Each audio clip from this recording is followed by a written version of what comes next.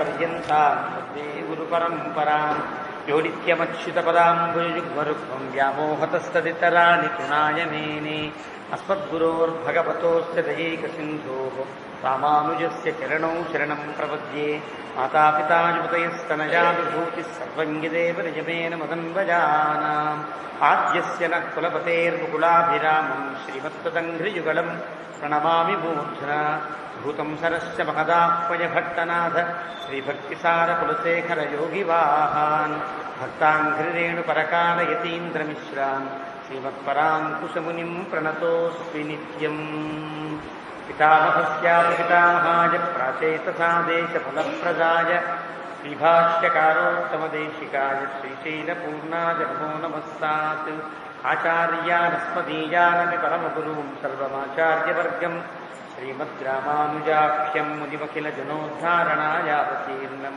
पूर्णार्यं यामुनेयं मुनिवरमखतो रामराजीवनेत्रौ वन्दे नाथं मुनीन्द्रं वकुलधर शमूनाथलक्ष्मी मुकुन्दान् अस्मद्गुरुभ्यो नमः। शुक्लाम्बरधरं विष्णुं शशिवर्णं चतुर्भुजं प्रसन्नवदनं ध्यायेत् सर्वविघ्नोपशान्तये यस्य द्विरदवक्त्राद्याः पारिषद्याः परश्यतं विघ्नं निघ्नन्ति सततं विश्वक्सेनं तमाश्रये ज्ञानानन्दमयं देवं निर्मलस्फटिकाकृतिम् आधारं सर्वविद्यानां हयग्रीवमुपास्महे अभङ्गुरकलादानस्थूललक्षत्वमीयुषे तुङ्गाय महसे तस्मै तुरङ्गाय मुखे नमः। कूजन्तं राम रामेति मधुरं मधुराक्षरम् आरुह्य कविताशाखां वन्दे वाल्मीकिकोकिलं वाल्मीकिर्मुनिसिंहस्य कवितावनचारिणः शृण्वन् रामकथानादं को न याति परां गतिं यः पिबन् सततं रामचरितामृतसागरम् अदृप्तस्थं मुनिं वन्दे प्राचेतसमकल्मषं गोष्पदीकृतवाराशिं मशकीकृतराक्षसं रामायण महामालारत्नं वन्दे नीलात्मजम् अञ्जनानन्दनं वीरं जानकीशोकनाशनं कपीशमक्षहन्तारं वन्दे लङ्काभयङ्करम् आमिषीकृतमार्ताण्डं गोष्पदीकृतसागरं तृणीकृतदशग्रीवम् आञ्जनेयं नमाम्यहं मनोजवं मारुततुल्यवेगं जितेन्द्रियं बुद्धिमतां वरिष्ठं वातात्मजं वानरयूथमुख्यं श्रीरामदूतं शिरसा नमामि। उल्लङ्घ्य सिन्धोः सलिलं सलीलं यशोकवह्निं जनकात्मजायाः आदाय तेनैव ददाह लङ्कां नमामि तं प्राञ्जलिराञ्जनेयम् आञ्जनेयवतिपाटलार्णं काञ्चनाद्रिकमनीयविग्रहं पारिजाततरुमूलवासिनं भावयामि अवमाननन्दनं यत्र यत्र रघुनाथकीर्तनं तत्र तत्र कृतमस्तकाञ्जलिं बाष्पवारि परिपूर्णलोचनं मारुतिं नमत राक्षसान्तकं वेदवेद्ये परे पुंसी जाते दशरथात्मजे वेदप्राचेतसादासीत् साक्षात् रामायणात्मना चरितं रघुनाथस्य शतकोटिप्रविस्तरम् एकैकमक्षरं प्रोक्तं महापातकनाशनं शृण्वन् रामायणं भक्त्या यः पादं पदमेव वा स याति ब्रह्मणस्थानं ब्रह्मणा पूज्यते सदा। वाल्मीकिगिरिसम्भूता रामसागरगामिनी पुनातिगुणं पुण्या रामायणमहानदी श्लोकसारसमाकीर्णं सर्गकल्लोलसङ्कुलं काण्डग्राहमहामीनं वन्दे रामायणार्णवं यः कर्णाञ्जलिसम्पुटैरहरः सम्यक् पिबत्यादरात् वाल्मीकेर्वदनारविन्दगलितं रामायणाख्यं मधु जन्मं व्याधिजरानुपत्तिमरणैः अत्यन्तसोपद्रवं संसारं सविधाय गच्छति पुमान् विष्णोः पदं शाश्वतम् तदुपगतसमाससन्धियोगं सममधुरोपनतार्धवाक्यबद्धं रघुवरचरितं मुनिप्रणीतं दशशरथश्च वदन्निशामयध्वं श्रीराघवं दशरथात्मजमप्रमेयं सीतापतिं रघुकुलान्वयरत्नदीपम् आजानुबाहुमरविन्दददायताक्षं रामं निशाचरविनाशकरं नमामि। वैदेहीसहितं सुरद्रुमतले दैवे महामण्डपे मध्ये पुष्पकमासने मणिमये पीतासने सुस्थितम् अग्रे वाचयति प्रभञ्जनसुते तत्त्वं मुनिभ्यः परं व्याख्यान्तं భరతాదిభిః పరివృతం రామం భజే శ్యామలం వామాంకస్థితజానకిం పరిలసత్కోదండదండం కరే చక్రం చోర్ధ్వకరేణ బాహుయుగళే శంఖం శరం దక్షిణే బిభ్రాణం జలజాతపత్రనయనం భద్రాద్రిమూర్ధ్ని స్థితం కేయూరాదివిభూషితం రఘుపతిం సౌమిత్రియుక్తం భజే ఆపదాముపహర్తారం దాతారం సర్వసంపదా లోకాభిరామం శ్రీరామం భూయో భూయో నమామ్యహం తపస్వాధ్యాయనిరతం తపస్వీ వాగ్విదాంబరం నారదం పరిపప్రచ్ఛ వాల్మీకిర్మునిపుంగవం ధర్మాత్మా సత్యసంధశ్చ రామో దాశరథిర్యది పౌరుషే చాప్రతిద్వంద్వః శరైణంజి రావణిం సకృదేవ ప్రపన్నాయ తవాస్మీతి చ యాచతే అభయం సర్వభూతేభ్యో దదామ్యేతద్వ్రతం మమ ధ్యాయే భద్రాద్రివైకుంఠరామం సీతారమాన్వితం శంఖచక్రధనుర్బాణధరం సౌమిత్రిసేవితం. శ్రీరామాయ నమః. శ్రీమతే రామానుజాయ నమః.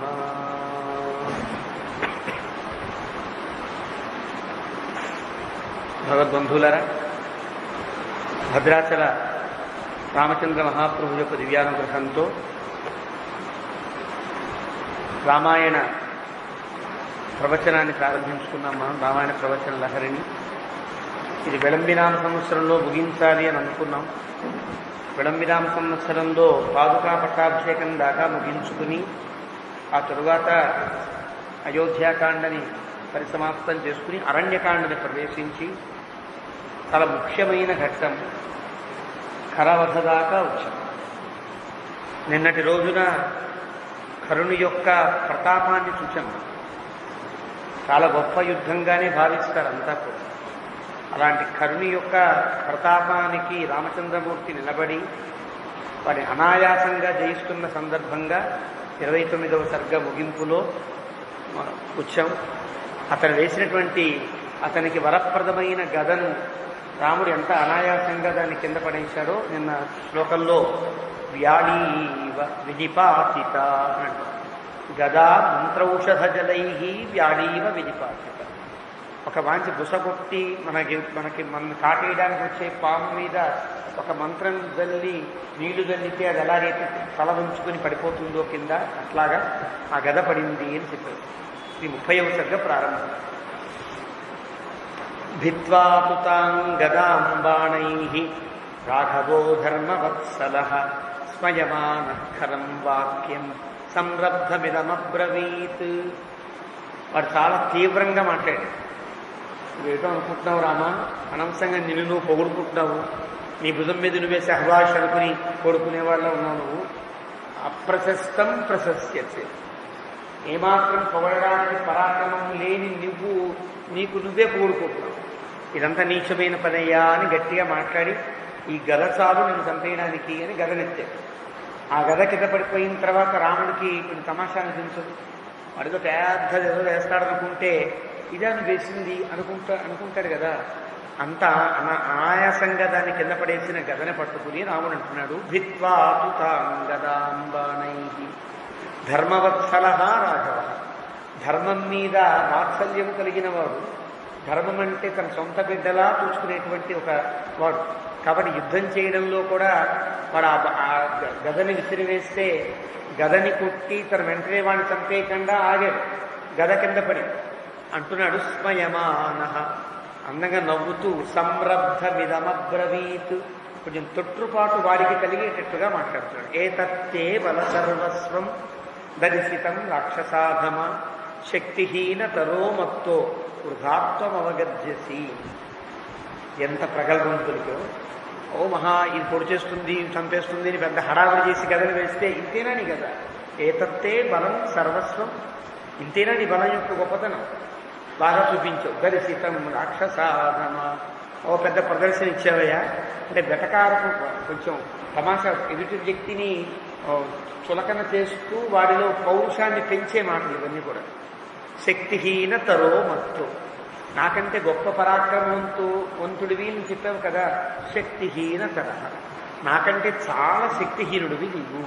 వృధాత్వం అవగర్జసి, అనవసరంగా వాగుతున్నావురా, అనవసరంగా గర్జిస్తున్నావు అంటూ రాముడు మళ్ళీ మృదుపూర్వంతు మహాతేజా పరుషం వాక్యమబ్రవీత్. ఇక్కడికి అన్వయం మళ్ళీ మెత్తగానే గట్టిగా మాట్లాడుతున్నాడు. వారికి కష్టం కలిగేటట్టుగా మాట్లాడుతున్నాడు, కానీ చాలా మెత్తగా నవ్వుతూ చిన్నగా మాట్లాడుతున్నాడు. ఏషా బాణా వినిర్భిన్న గదా భూమి తలంగత అభిధాన ప్రగల్భస్య తవ ప్రత్యరిఘాతిని. చాలా ప్రగల్భాలు పలికి నువ్వు గదలు వేసావు. అభిధాన ప్రగల్భం, నేను ఇలాగా, నా గదిలాగా చాలా చెప్పావు. ఇంతే. ప్రత్యరిఘాతిని, నా మీద వేసిన గద దీని గతి. యత్వయోక్తం వినష్టానాం అహమశ్రు ప్రమార్జనం రాక్షసానాం కరోమీతి మిథ్యా తదపి తే వచః. ఆ గద వేసే ముందు ఒక మాట అన్నాడు. ఇప్పుడు నిన్ను చంపేసి నీ వల్ల చనిపోయిన 14,000 మంది బంధువులందరి కళ్ళ నీళ్లు నేను తుడుస్తాను అని గొప్పగా పలికేదే, ఆ పలుకంతా ఇంతేనా నీ బతుకు అన్నట్టుగా మాట్లాడు. రాక్షసానాం కరోమీతి మిథ్యా, నువ్వేదైతే చేస్తాననుకున్నావో అదంతా అబద్ధం అయిపోయిందిరా అని. నీచస్య, నువ్వు నీచుడు. క్షుద్రశీలస్య, క్షుద్రమైనటువంటి నీచమైన స్వభావం కలిగిన వాడు. మిథ్యావృత్తస్య, ఇప్పటిదాకా నువ్వు ఏదో గొప్ప మహాపరాక్రమవంతుడేమో అని అందరూ చెప్తే కామోస్ అనుకున్నానయ్యా. మిథ్యావృత్తస్య, నీ నటన, నీ పరాక్రమము, నీ శక్తి, నీ పౌరుషం అంతా నటనే కదా, అంతే కదా. ఇప్పుడు నీ ప్రాణాన్ అపహరిష్యామి, నీ ప్రాణాన్ని తీసేస్తాను. ఎలాగో తెలుసునా, గరుత్మానమృతం యథా, గరుత్మంతుడు ఎలాగైతే అమృతాన్ని హరించారో అలా. ఇక్కడ భలే సందేహం కలుగుతుంది. రాముడు గరుత్మంతుడు, కరుడు యొక్క ప్రాణాలు అమృతము వంటి. వాడిని చంపడం అమృతాన్ని సంపాదించడం లాంటిది. వాడిని చంపేస్తే పీడ వదిలిపోయింది అనుకోవాలి, కానీ వాడి ప్రాణాలని అమృతము వలె హరిస్తా అన్నాడు. దేనిక అంటే ఇతను ఉండే గత జన్మని పక్కన పెడితే ఇతని మీద ఎంత ప్రేమ చూపిస్తున్నాడో ఆ ప్రేమనంతా కూడా వాల్మీకి ధర్మవత్సల అనే పదము పెట్టి చాలా వాత్సల్యం వీడి మీద. ఇంకా కోపం రావట్ల, ఎందుకంటే వీడు అపకారం చేయాలి. రావణాసురుడైతే రాముడి పట్ల అపకారం చేశాడు, కానీ పాపం వీడేం చేయలే, వీడి పట్ల మనమే చేశాం కదా. శూర్పణఖ వచ్చి కామించింది అనుకో, కామించినామని పాపం అంతగా వికృతంగా స్పందించవచ్చు. దానివల్ల ఎవరు ముందు కొంచెం కాలు దువ్వినట్టయింది? మనమే. రాముడే కాస్త ముందు వాళ్ళ వ్యక్తిని శిక్షించాం. కాబట్టి ఏమైంది? ధర్మవత్సల, నా వల్ల ఇంత యుద్ధం జరిగింది. నేను పరిహాసం ఆడడం వల్ల సూత్రకు కోపం వచ్చింది, లక్ష్మణస్వామి ఆడడం వల్ల దానికి కోపం వచ్చింది. అది సీతను మింగేయాలనుకో, పాపం మింగేయలే, సీత మీద చెయ్యి కూడా లేదు. కానీ నాకు కోపం వచ్చి లక్ష్మణ అనేటప్పటికీ ఆయనకి నాకంటే కోపం వస్తుంది. నేనేం చెప్పకుండానే వచ్చాను, కత్తి తీశాడు, ఎప్పుడు కోసాడంటే కోసేసాడు. నేను ముక్కు చెవులు ఆ 3 కోసేసాడు. కాబట్టి కదా వీళ్ళంతా వచ్చారు. కాబట్టి ఇక్కడ జరిగిన యుద్ధంలో ఎవరికి తప్పిదమై ఉంటుంది? కొంచెం మన వైపు నుంచి. కాబట్టి వీడిని కొంచెం బతిలాడుకో. తప్పు మన వైపు ఉన్నప్పుడు ఆ వ్యక్తి మనల్ని చంపడానికి వచ్చినా రే ఏదో చేశాను రా, లేరా ఏమనుకో అని చెప్పారు. అలా చెప్పేటట్టుగా లేడు. ఎందుకంటే 14,000 మందిని పంపించి పెద్ద యుద్ధమే చేశారు, చాలా పెద్ద యుద్ధం చేశారు. కాబట్టి వీడిని బతిలాడడానికి వీల్లేదు, బుద్ధగించడానికి వీల్లేదు. వాడికి జరగబోయేటువంటి అనర్థాన్ని చెప్పారు. అంటే వాడి మీద ప్రేమ ఇంకా రాముడికి ఉండిపోయింది. అందుకే వాడి ప్రాణములను రాముడు అమృతముగా భావిస్తుంది. అందువల్ల గరుత్మాన్ అమృతయ్యత, వాడి ప్రాణాలు తీయడం కూడా తనకు ప్రయోజనకరంగా భావించాడు రాముడు అని అమృతం అనే పదాన్ని ప్రయోగించారు మన పెద్దలు చెప్పారు. అద్యతే చిన్న కంఠస్య, ఇప్పుడే నీ తలకాయ 2 ముక్కలు చేస్తా. ఫేన బుద్బుద భూషితం, ఆంచి వేడి రక్తం, నీలో ఉండే పౌరుషంతో రక్తమంతా మరుగుతూ ఉంటుంది కదా. నేను ఎప్పుడైతే నీ తల కట్ చేశానో, ఖండించానో, ఆ నురుగును కక్కుతూ రక్తం పైకి వస్తుంది. అలా నురుగును కక్కే ఫేన బుద్బుద భూషితం. ఫేనం అంటే నురుగు, బుద్బుదం అంటే బుడగలు.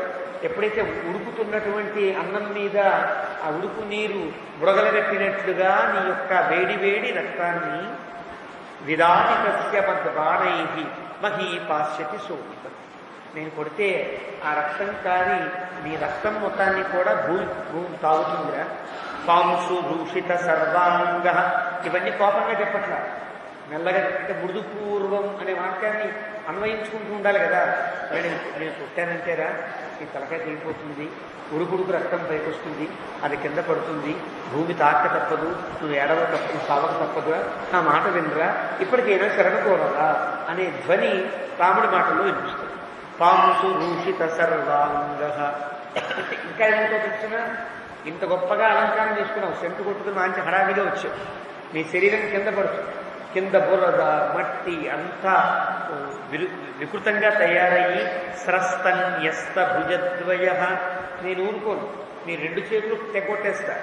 పడేవాడు కింద పడుతున్నప్పుడు చేతులు ఆహారం పడుతూ పడతాడు, దెబ్బతరకాడు. నీ 2 చేతులు తెగొట్టేస్తే ఏమన్నా పడతావు, బొమ్మ కర్ర పుల్ల పడ్డట్టు పడిపోతావు. ఎంత ప్రమాదం నీకు అంటే వాడికి సాగుని వాడికి పరిచయం చేస్తున్నట్లు లెక్క. ఇలా ఉంటుంది నీ సాగు, జాగ్రత్త, ఇప్పటికైనా శరణు కోరు అన్నట్లుగా.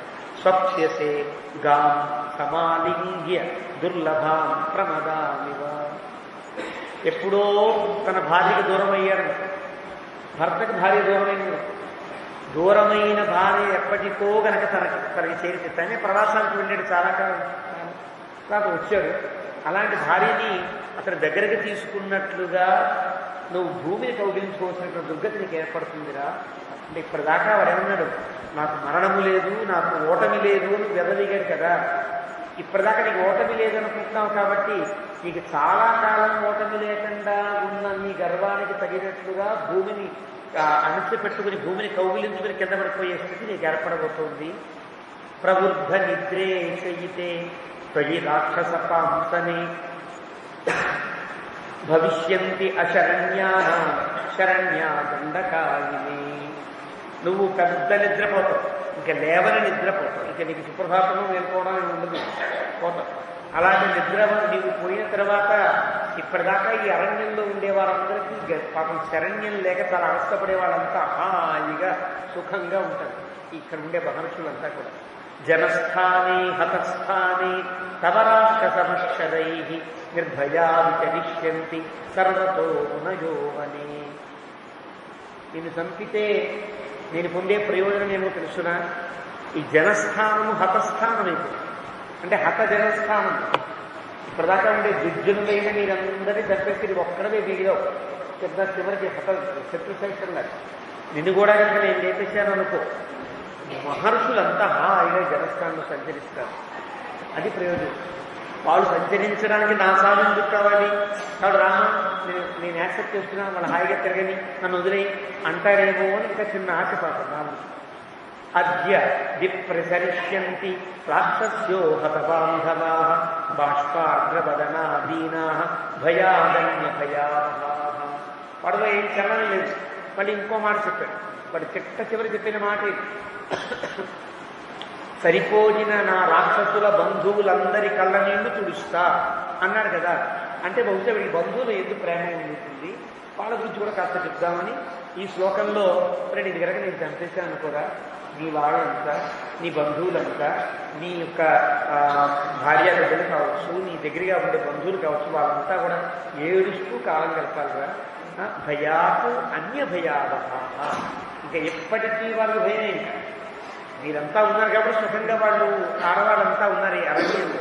మీరే కనుక లేకపోతే వాళ్ళంతా ఏమవుతారు అంటే ఒకసారి గుర్తు చేస్తున్నాడు, అయ్యో నిజమేనంటే మా ఆవిడ పాపం అసలే భయం ఎక్కువ, నన్ను వదిలిపెట్టేయండి అంటారా? వాడు వెళ్ళ. అద్య శోకర సజ్ఞాస్తే తా భవిష్యంతి నిరర్ధకా అనురూపకులా పత్నియో యాతాంతం పతిరీదృశ. ప్రధాన బంధువుల గురించి చెప్పాడు, వాళ్ళు కన్నులను కనిపించలా. వాడి భార్య గురించి చెప్తున్నాడు, ఒరే నీ ఆవిడింది కదా, ఇప్పటిదాకా ఏడుపులో ఉండే స్థాయి భావం ఆవిడకి తెలియదు. ఏడుపులో స్థాయి భావం అంటే ఒక్కొక్క అనుభూతిలో స్థాయి భావం. శృంగారంలో ఒక స్థాయి భావం, బీభత్సంలో ఒక స్థాయి భావం. భరతుడు చెప్తాడు, రసప్రకరణం అనేటువంటి నాట్యశాస్త్రంలో స్థాయి భావాలు ఎన్ని రకాలుగా ఉంటాయి. ప్రతాపరుద్రుడు కువలయానందంలో, ప్రతాపరుద్రీయంలో ప్రతాపరుద్ర యశో విభూషణం అని కాదు. అందులో రసములు, వాటికి ఉండేటువంటి స్థితిగతులు, వాటికి ఉండే స్థాయి భావాలు బట్టి చెప్తాడు. స్థాయి భావం అంటే తాను పొందే రసమునకు చిట్ట చివరి దశ, దాని పీక్ అంటారు, పరాకాష్ఠ అంటారు, దాన్ని పరాకాష్ఠ అంటారు. అది పొందుతారు ఎవరు? మీ ఆవిడ. శోకర్ సజ్ఞా తాహ తవ పత్నియ, నీ భార్యలంతా ఏడుపులో పీక్గా ఏడుస్తారు. అంటే అంతకుమించి ఇంకేడుపు ఉండదు, అంత బాగా ఏడ్చేటట్టుగా చేస్తారు. అంటే భార్య మీద ప్రేమ కూడా, అయ్యో మా ఆవిడ అంత ఏడుస్తుందా, నన్ను విడిచిపెట్టేయండి అంటాడు అని ఉద్దేశం. అని అనురూప కులామత్రియ, నీకు వాళ్ళకి చాలా అనుకూలంగా మంచి మంచి వాళ్ళు కదా, వాళ్ళ ఏడిపించింది పాడి అయినా ధర్మమేనా అన్నట్టుగా మాట్లాడాడు. దృశ్యమింస, వాడి వెళ్ళ, వాడిలో చలం లేదు, వాడి మొహంలో ఎలాంటి పశ్చాత్తాపం కనిపించాలి, చెడ్డం ప్రారంభించాడు. దృశ్యంస నీచ క్షుద్రాత్మన్ నిత్యం బ్రాహ్మణ కంటక యత్కృతే శంకితైరగ్నం ముదిభిః పాత్యతే హవిః. ఇక చిట్ట చివరికి రాముడికి చాలా కోపం వచ్చిన సందర్భం ఏంటో తెలుసిన, ఈ బ్రాహ్మణోత్తములైన అంటే తపస్సమాధిలోనే భగవద్ దర్శనాన్ని చేస్తూ కాలం గడిపే ధర్మచారులైన మహర్షులందరినీ ఎంత ఏడిపించేవురా, అక్కడ కోపం వచ్చింది. ఇదంతా విడిచిపెట్టాడు. నృశంసుడు, నీచుడు, క్షుద్రాత్ముడు వీడు, నిత్యం బ్రాహ్మణ కంటక, అంటే ఎల్లప్పుడూ మహర్షులను ఏడిపించడమే నీ పని. నీ వల్ల, నీ భయం వల్ల కదా మహర్షులు సోమాయ స్వాహ అని అగ్నిహోత్రం వేసిన వాళ్ళు వెనక ఎక్కడన్నా చూస్తూ కళ్ళుస్తున్నాడేమో చూడండిరా, సోమాయ స్వాహ కడుచ్చారా, ఇలా అంటారు. నిత్యం శంకితై అగ్నౌ పాత్యతే హవిః, ఎప్పుడు వాడు హోమం చేసే ప్రతిసారి అనుమానంగా సందేహంగానే వాళ్ళు హోమం చేస్తారు. అంటే అర్థం ఏంటి, ఎక్కడి నుంచి ఎవరు వస్తారో తెలియదని. ఆ హోమం ఏం ఫలిస్తుంటాము, కానీ చేయకుండా ఉండలేరు, చేస్తూనేమో నిర్భయంగా ఉండలేరు. అంత స్థితి వాళ్ళకి కలిగిస్తుంది నువ్వే కదా. అంటే అర్థం, మహర్షుల్ని ఏడిపిస్తున్నావు అని ఒక్కొక్క, దానికంటే మించి వాళ్ళు ఆచరించే ధర్మానికి నువ్వు ఆటంకం కలిగిస్తున్నావు కదా. ధర్మానికి ఎప్పుడైనా ఆటంకం కలిగించినప్పుడు రాముడికి వచ్చినంత కోపం ఇంకోసారి ధర్మం. కానీ ఒక్కొక్క దాన్ని నువ్వు జాగ్రత్తగా ఆలోచిస్తే అందరినీ ఏడిపించడం ఒకటి, మహర్షుని ఏడిపించడం మధ్యమం, ధర్మానికి ఆటంకం కలిగించే విధానం చేయడం అది మరీ తప్పిదం, మరీ ఘోరమైనటువంటి తప్పిదం. కాబట్టి తమేవం అభిసంరబ్ధం, చిట్ట చివరి మాట అదే రాముడి. భ్రువాణం రాఘవం రణి ఖరో నిర్భత్సయామాస రోషాత్ ఖరతరస్వన. కాబట్టి నిన్ను విడిచిపెట్టను అనేటప్పటికీ వాడికి చాలా కోపం వచ్చింది. ఖరహ నిర్భత్సయామాస రోషాతు ఖరతరస్వన, అసలే గాడిద. ఖరహ అంటే గాడిద, వాడు ఖరతరహ ఇంకా గట్టిగా కోపంతో అరిచాడనుకోండి, ఎంత భయంకరమైన చెవులు పిక్కటిల్లేలా ఉంటుంది, అలా అరిచాడు. దృఢం ఖలు అవలిప్తోసి, నీకెంత గర్వం రామా, ఎంత గర్వమా నీకు. భయేష్వపిచ నిర్భయ, నేను కళ్ళ ముందు యముడిలా నేను ఉంటే ఇంకా నీకు ఇంత ధైర్యం ఉందా అని కళ్ళు అంటున్నాడు. వాచ్యావాచ్యం తతో హిత్వం త్వం మృత్యువశో నబుధ్యసే, పలకకూడని మాటలు పలుకుతున్నావు, ఏది పలకచ్చో ఏది పలకూడదో నీకేం తెలియట్లేదా. మృత్యువశో నబుధ్యసే, అవునులే కాసేపట్లో పోయేవాడివి, నీకు ఇంగితమేముంటుంది అన్నాడు. అని కాలపాక పరిక్షిప్త భవంతి పురుషాహి కార్యాకార్యం న జానంతి తే నిరస్త షడింద్రియా. కాలపాక పరిక్షిప్తా, నేనే ఒక కాళ్ళు లాంటివాడు, యముడు లాంటివాడు. నా చెయ్యేదైతే ఉన్నదో అది నీకు పాశం లాంటి, నిన్ను సంహరించి తీరుతుంది. కాబట్టి ఎలా కాలపాక పరిక్షిప్తులైన వాళ్ళు చిట్ట చివరి దశలో, చనిపోయే దశలో ఏది చెయ్యతగునో ఏది చెయ్యకూడదో పనిలో ఉండే వివేకం కోల్పోయిన వారై నిరస్త షడింద్రియా, అంటే వాళ్ళందరికీ 6 ఇంద్రియములు పనిచేయి. 5 జ్ఞానేంద్రియములు, 1 మనస్సు, మనస్సుతో కలిపిన 5 జ్ఞానేంద్రియములు, 6 ఇంద్రియములు పనిచేయి.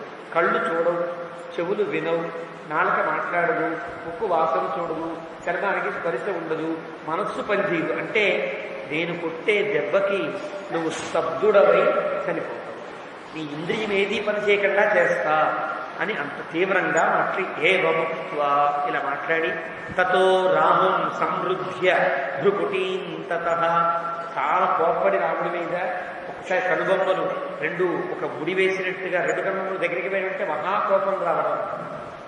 సదర్శ మహాసానం అవిదూరే నిశాచర. పక్కకి చూశాడు, మొత్తం సర్వత అవలోకయం. బాంచి చుట్టూ తిరిగితే పెద్ద చెట్టు కనిపించింది, సాల వృక్షం, మద్ది చెట్టు. గబగబా వెళ్ళాడు. సతముత్పాటయామాస సందస్య రసలక్షదం. వాడు వెనక్కి తిరిగి చెట్టు పీకుతూ ఉంటే రాముడికి పళ్ళ శబ్దం వినిపిస్తోంది అంటాడు వాల్మీకి. అంటే పళ్ళని గట్టిగా పటపటపటలాడిస్తూ, అంటే అంత కోపంతో అంత తీవ్రంగా. ఒక మద్ది చెట్టు పీకడం అంటే మాట కాదు కదా, జీవంతో ఉండే చెట్టు మద్ది చెట్టు, దాన్ని పీకడం అసామాన్యమైన అంశం. అలాంటి వాడు చాలా తన బలమంతా ఉపయోగించి పళ్ళు పటపటలాడేటట్టుగా దంతాన్ని కటకటాత్యచ అంటాడు వాల్మీకి ఒక చోట. అలా కటకటలాడేటట్లుగా చేస్తూ దాన్ని పీకాడు. సతం సముత్క్షిప్య, చాలా బరువుంది, ఒక చేత్తో వేసే అవకాశం లేదు. బాహుభ్య వినద్యచ మహాబల, ఇక గట్టిగా అరిచి రాముడి మీదకి దాన్ని విసిరేశాడు. రామ బుద్ధిశ్య చిక్షేప హతస్వం ఇది చాబ్రవీతు. సత్యవకు అంటే మన అంటాను తెలుగులో, సత్యవరము అంటే హతస్వం అంటే అర్థం. సత్యవకు అన్నాడు. గట్టిగా ఆ సాల వృక్షాన్ని తీసి రాముడి మీద విసిరేశాడు. సమాపతంతం బాణౌహై చిత్వా రామ ప్రతాపవాన్ రోషమహారయత్ తీవ్రం నిహంతుం సమరేఖరం. పడల వేస్తుంటే తన యొక్క బాణ పరంపర చేత ఆ చెట్టుని ఒక్క ముక్కలుగా విరక్కొట్టేశాడు. అయిపోయి ఆ తర్వాత కూడా కోపం రావాలి. రోషం ఆహారయత్ తీవ్రం, కోపం రావాలి రాముడికి, రోషం కలిగింది. రోషం అంటే తను చేసిన పనికి కలిగిన అసహనం. కోపం అంటే వాడిని ఏదో చేద్దాం అనుకోవడం, అంటే వాడిని ఇంకా ఏదో చేద్దామని రాలా. రోషం అయిపోలేదా, ఇంత చెప్తున్నా ఇంత మెల్లగా మృదువుగా మాట్లాడుతున్నా నీకు తలకెక్కలేదురా, ఇంకా యుద్ధానికి కాలుతున్నావా అని. రోషం ఆహారయతు తీవ్రం నిహంతుం సమరేఖ. ఒక్కసారి రోషాన్ని తెచ్చిపెట్టుకున్నాడు. తెచ్చిపెట్టుకున్న వాడిలో ఎలాంటి చలనం లేదు, ఇంకా వీడు చంపేయాల్సిందే. జాతస్వేద. జాతస్వేద అంటే చెమట పట్టింది, చెమట పడ్డవాడికి పడుతుంది, భయపడిన వారికి కదా. రాముడికి చెమట ఎందుకు పట్టిందండి ఇక్కడ? రోషం ఆహారయతు, కోపాన్ని రోషాన్ని తెచ్చుకున్నాడు. అంటే వీడిని చంపడం ఇప్పటికీ ఇష్టం, ఇప్పటికీ ఇష్టం. అందువల్ల వీడిని చంపుదామా వదిలిపెడదామా, చంపితే ఏమి చంపకపోతే ఏమి, ఈ సంఘర్షణ నడుస్తుంది. కాబట్టి నేను తప్పు చేస్తున్నానా కరెక్టే చేస్తున్నానా అనే సంఘర్షణలో ఒక ధర్మాత్ముడైన వాడు, సునిశ్చితమైనటువంటి ధర్మశీలం కలిగిన వాడు, తప్పు చేస్తున్నానా అనే భావం కలిగినప్పుడు చిన్నపాటి చెమటదు. జాతస్వేద, రామునికి ఇంకా చిన్నపాటి చెమట కలిగింది. తతో రామో రోషాత్ రక్తాంతలోచన, కళ్ళ చివరిదాకా కోపాన్ని మళ్ళీ ప్రదర్శిస్తూ ఎర్రబడ్డ కళ్ళతో వాడు చూస్తూ, ఇంకా లాభం లేదు, చంపేయడమే ఉత్తమం అనుకుని నిర్విభేద సహస్రేణ బాణానాం సమరే ఖరం.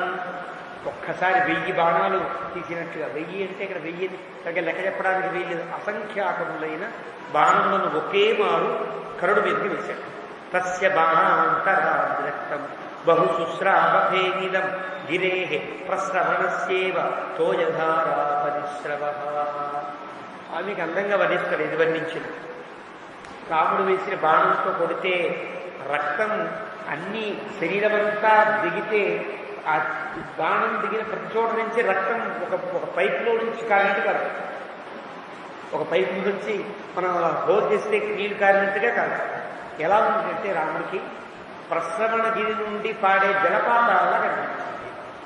ప్రశ్రవణగిరులు అంటే మన పాపికొండలకే ప్రశ్రవణగిరులని పేరు. అంటే ప్రశ్రవణగిరిని చాలా జలపాతాలు ఉంటాయి. అలాగే కొండ మీద నుంచి జలపాతాలు పడుతున్నట్లుగా ఉన్నది.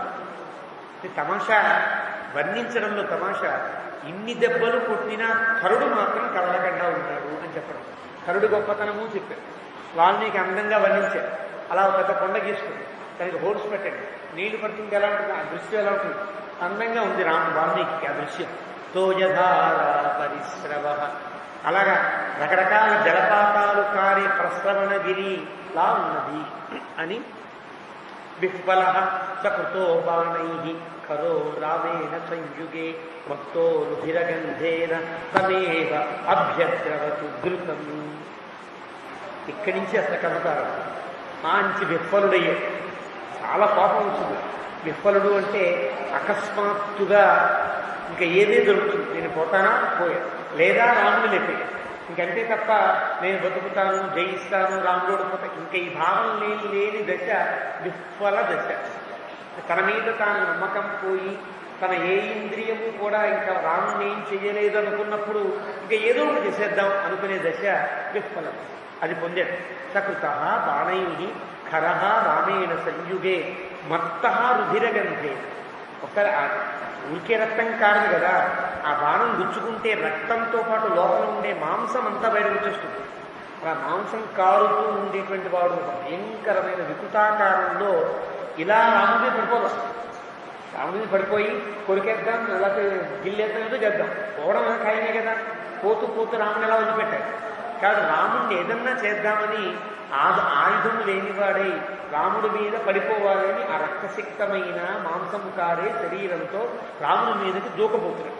దూకపోతుంటే వాల్మీకి చెప్పాడు శ్లోకాన్ని, తమాపతంతం సంరబ్ధం కృతాస్త్రో రుధిరప్లుతం అపాసర్పతు ప్రతిపదం కించిత్ పరిత విక్రమ.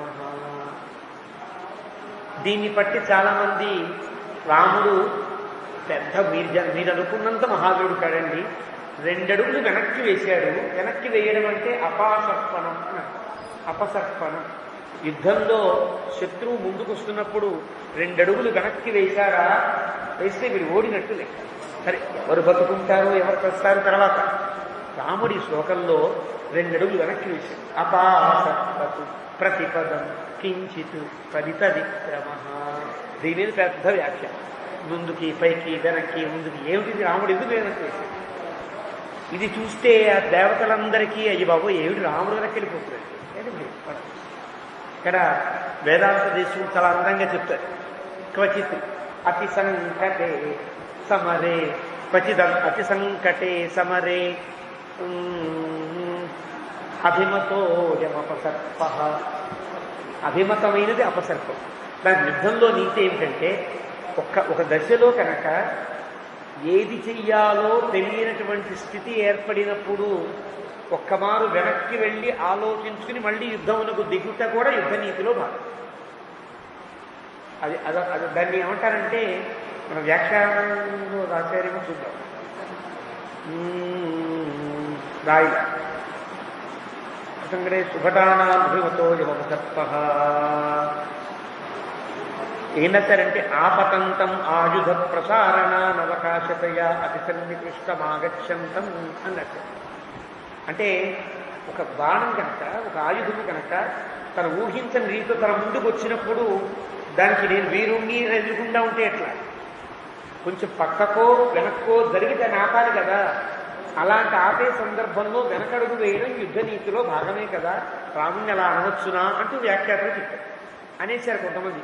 పౌరుషేచ అప్రతిద్వంద్వ అంటారు. కాదు, రాముణ్ణి కరుడు దగ్గర 2 అడుగులు వెనక్కి వేశాడు. ఇది మరి అపసర్పమే కదా. దీనికి మన పెద్దలు వ్యాఖ్యానం చేస్తారు. అది అపసర్పం కాదు, తను ఊహించని స్థితి. కరుడేమో రక్తసిక్తమైన దేహంతో ఉన్నాడు, తానేమో ఋషి దీక్షలో పవిత్రమైన దేహంతో ఉన్నాడు. తర్వాత మళ్ళీ సీతమ్మ తల్లిని కలవాలి ఈ దేహంతో. దేహం ఈ వాడి రక్తంతో కలిస్తే కలవకూడదు. జుగుప్స చేత అంటే వచ్చేటువంటి ఒక మాంసపు ముద్ద ముందుకు వస్తుంటే అసఖ్యం పుట్టి వెనక్కి అడుగు వేశాడు అని ఒకటి.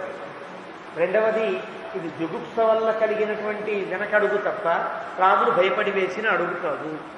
ఇక్కడ తమాషా ఏంటంటే ఈ సందర్భం అయ్యేటప్పుడు అందరికీ పెద్ద సస్పెన్స్. ఏదైనా ప్రదాకా అనాయాసంగా యుద్ధం చేసినటువంటి ఒక హీరో కావచ్చు, ఒక కథానాయకుడు కావచ్చు, ఆ సమయంలో వాడు కొడుతూ ఉంటే కొంచెం తలకాయ ఉంచుకున్నాడు అనుకోండి, ఏమనిపిస్తుంది, ఏంటి పడిపోయాడు, ఏమైంది, ఏదో జరిగింది అని పెద్ద సస్పెన్స్ క్రియేట్ చేస్తారే. అందరిలో పెద్ద ఉత్కంఠని రేపి రాముడు ఒక్కసారిగా అపసర్పణం చేశాడు. కించితు ఎప్పుడు 2 అడుగులు వెనక్కి వేశాడో లేదో త్వరిత విక్రమ, మళ్ళీ త్వరితంగా పుంజుకొని తతపావక సంకాశం. అంటే ఆటలు యుద్ధంలో తమాషాలు ఏముంటాయంటే యుద్ధం జరిగేటప్పుడు నీతో నేను యుద్ధం చేయడం నాకు ఒక ఆట లాంటిదిరా అని చెప్పాడు.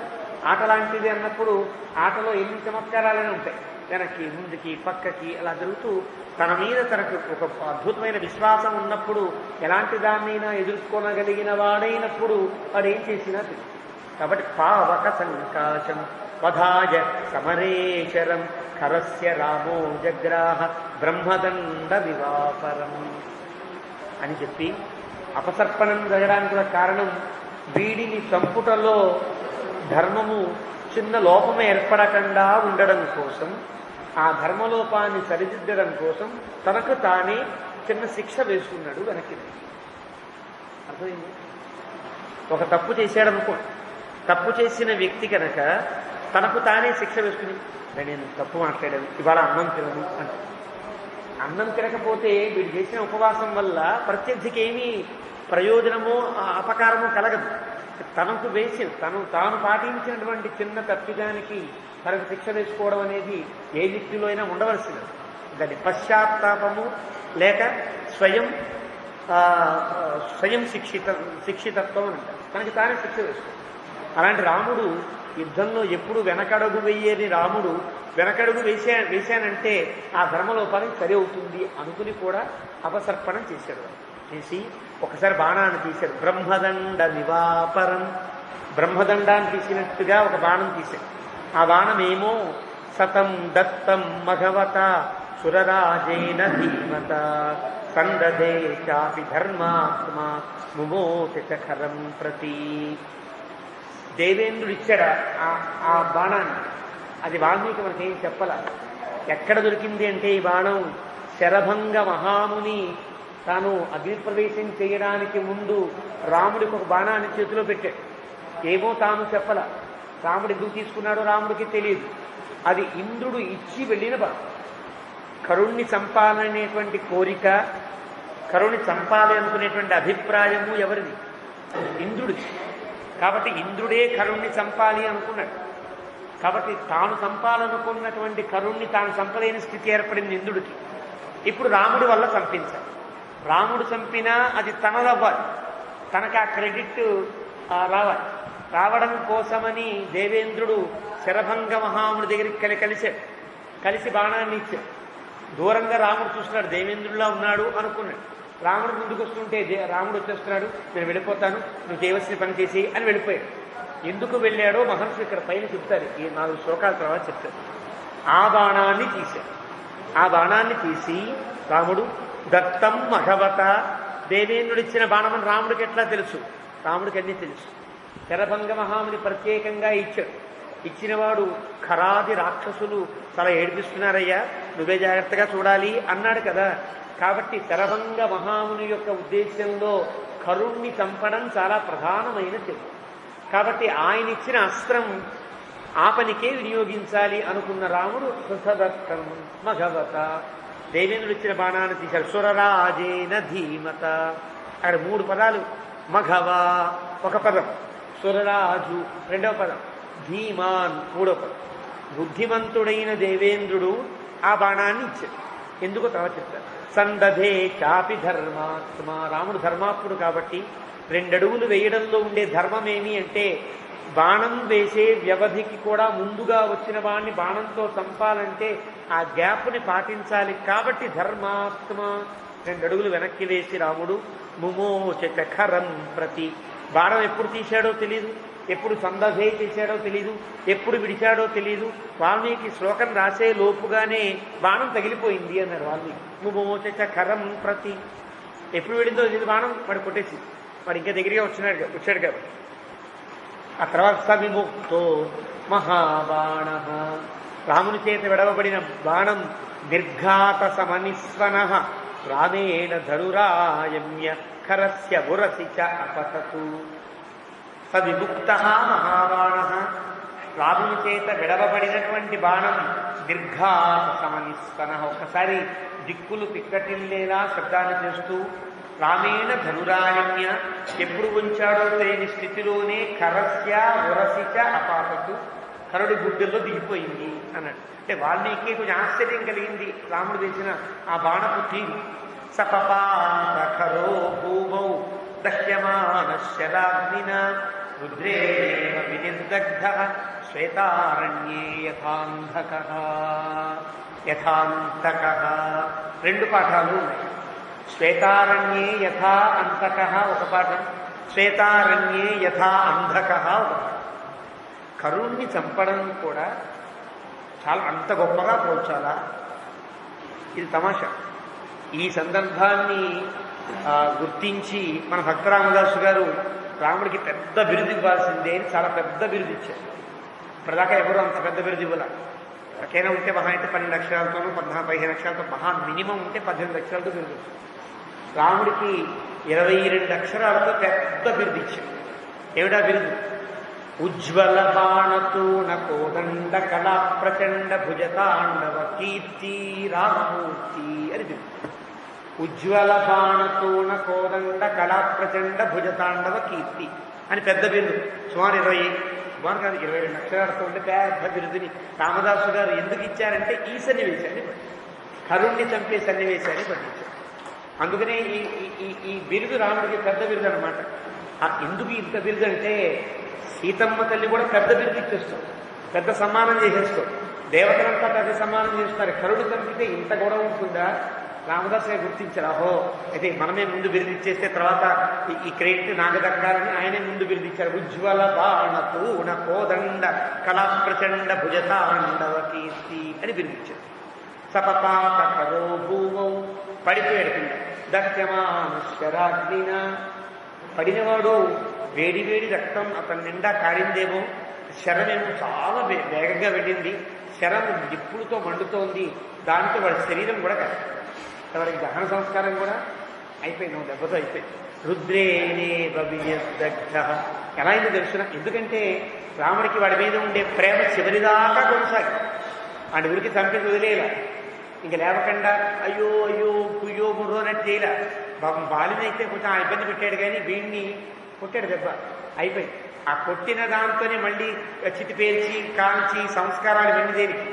ఆ బాణంకే అగ్ని పుట్టింది. ఆ అగ్ని పుట్టిన బాణమే వాడిని కాల్చేసి బూడి చేసేసింది. ఎలా తెలుసునా? బూడిది ఎలా ఉందో తెలుసునా అంటారు.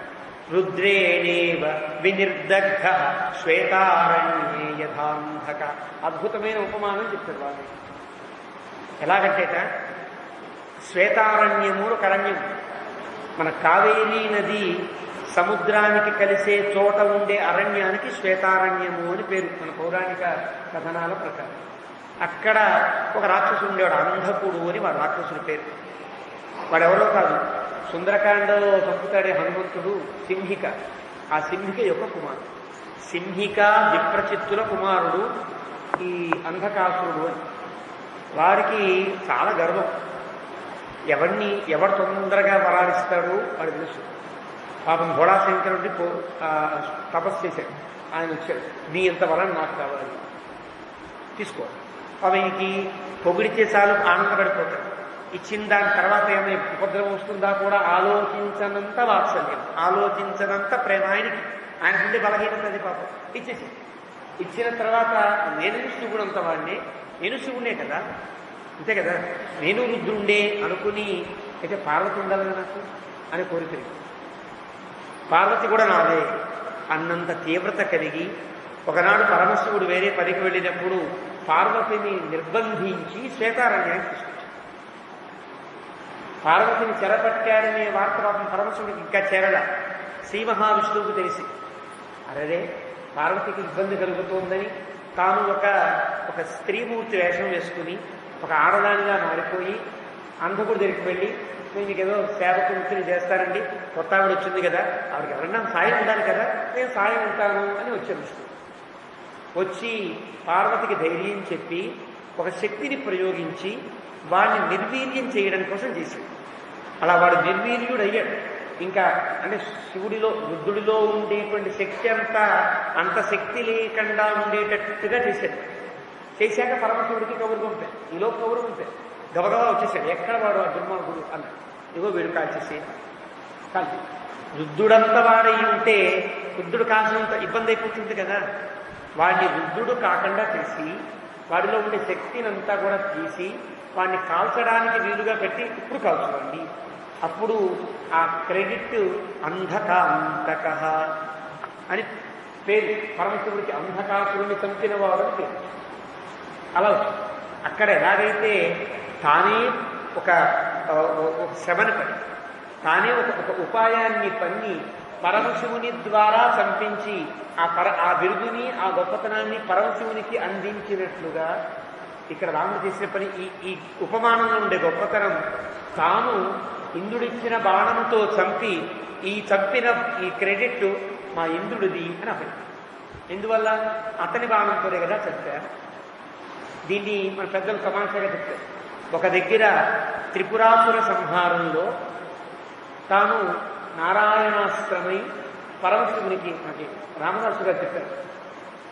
త్రిపురాసుర సంహారం అప్పుడు హరునకు తోడుగా వరచరాసన బాణముఖోగ్ర అంటూ అది అద్భుతమైన పద్యాన్ని చెప్పారు.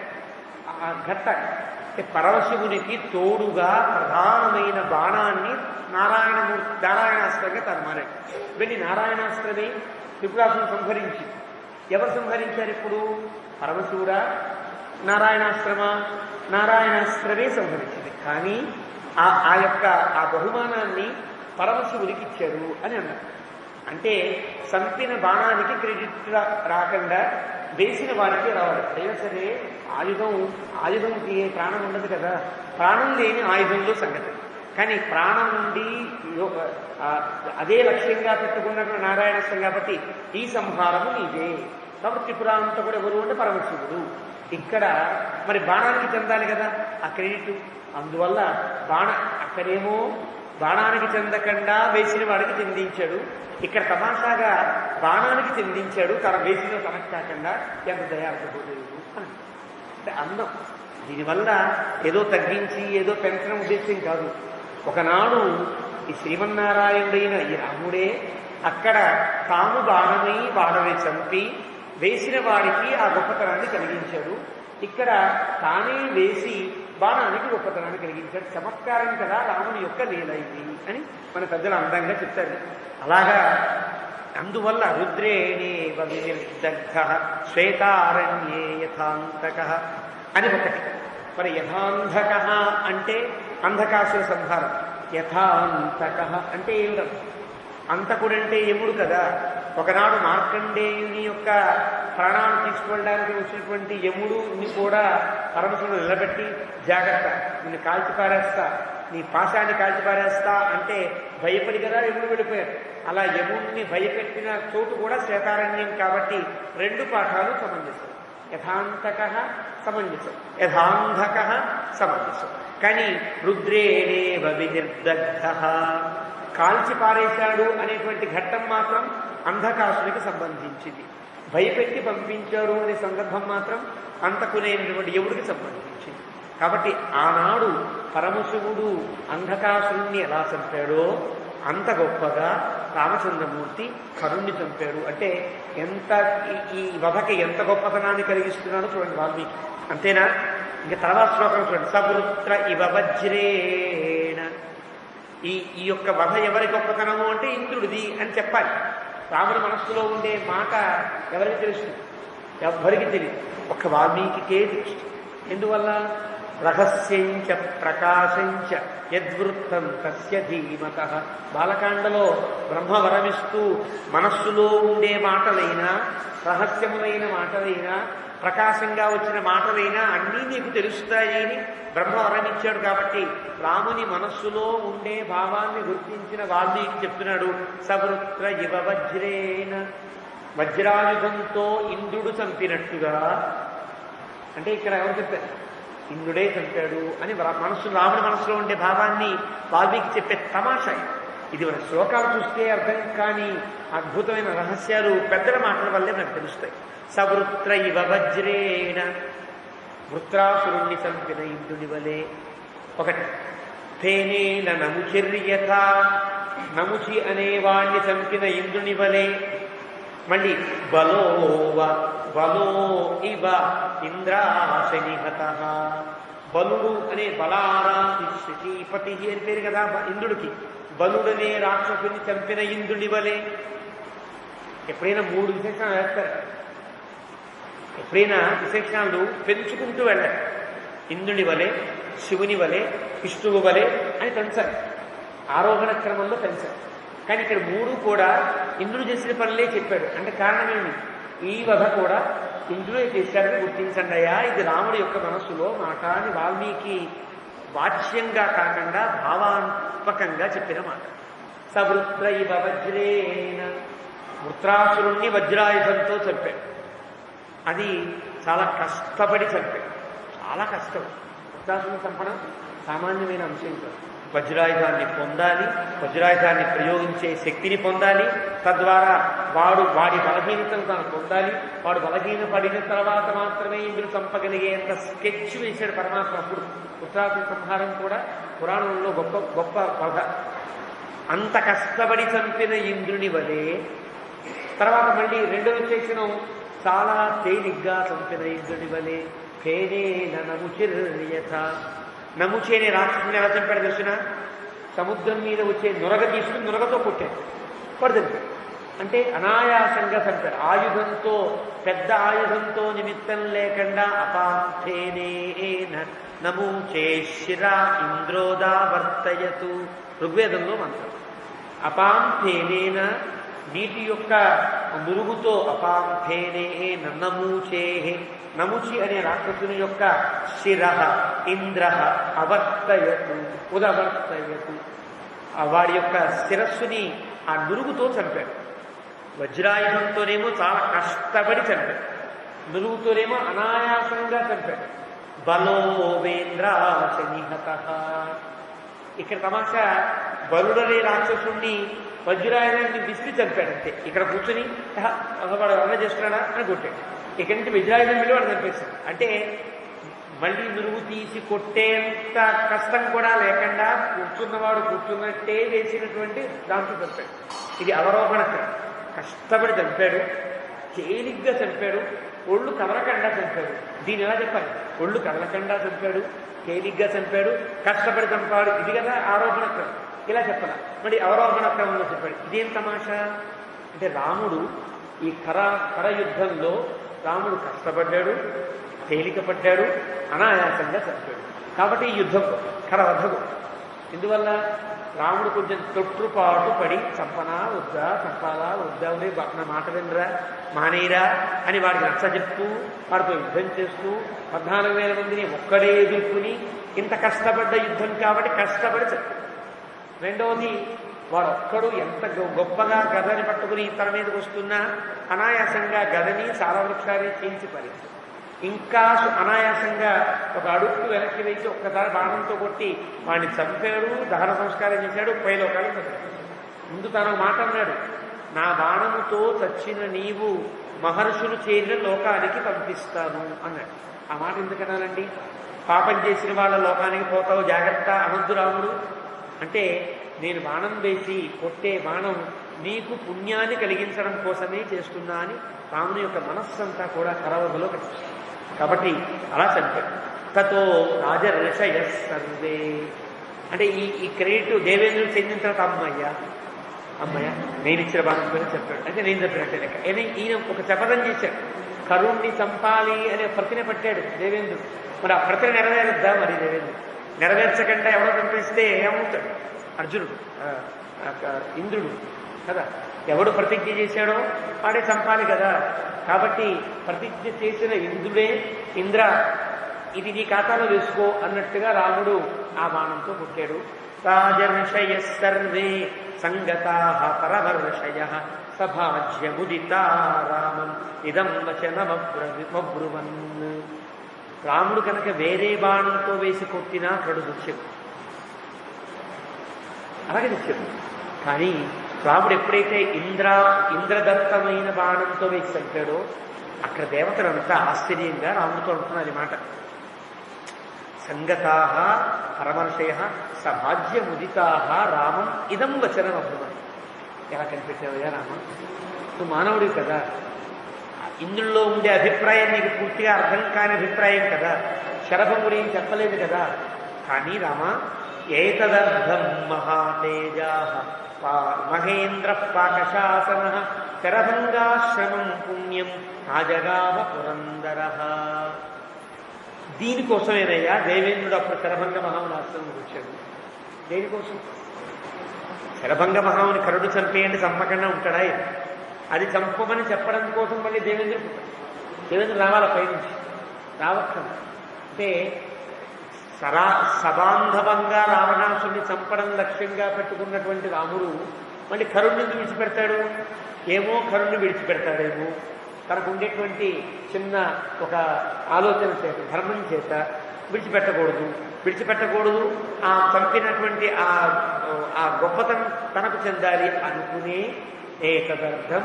దీనికోసమే దేవేంద్రుడు మహాతేజా, అంత తేజస్సుతో పాకశాసన, అందరినీ కూడా శాసించే పాకుడనేటువంటి రాక్షసుణ్ణి శాసించినటువంటి వాడు శరభంగాశ్రమం వచ్చాడయ్యా.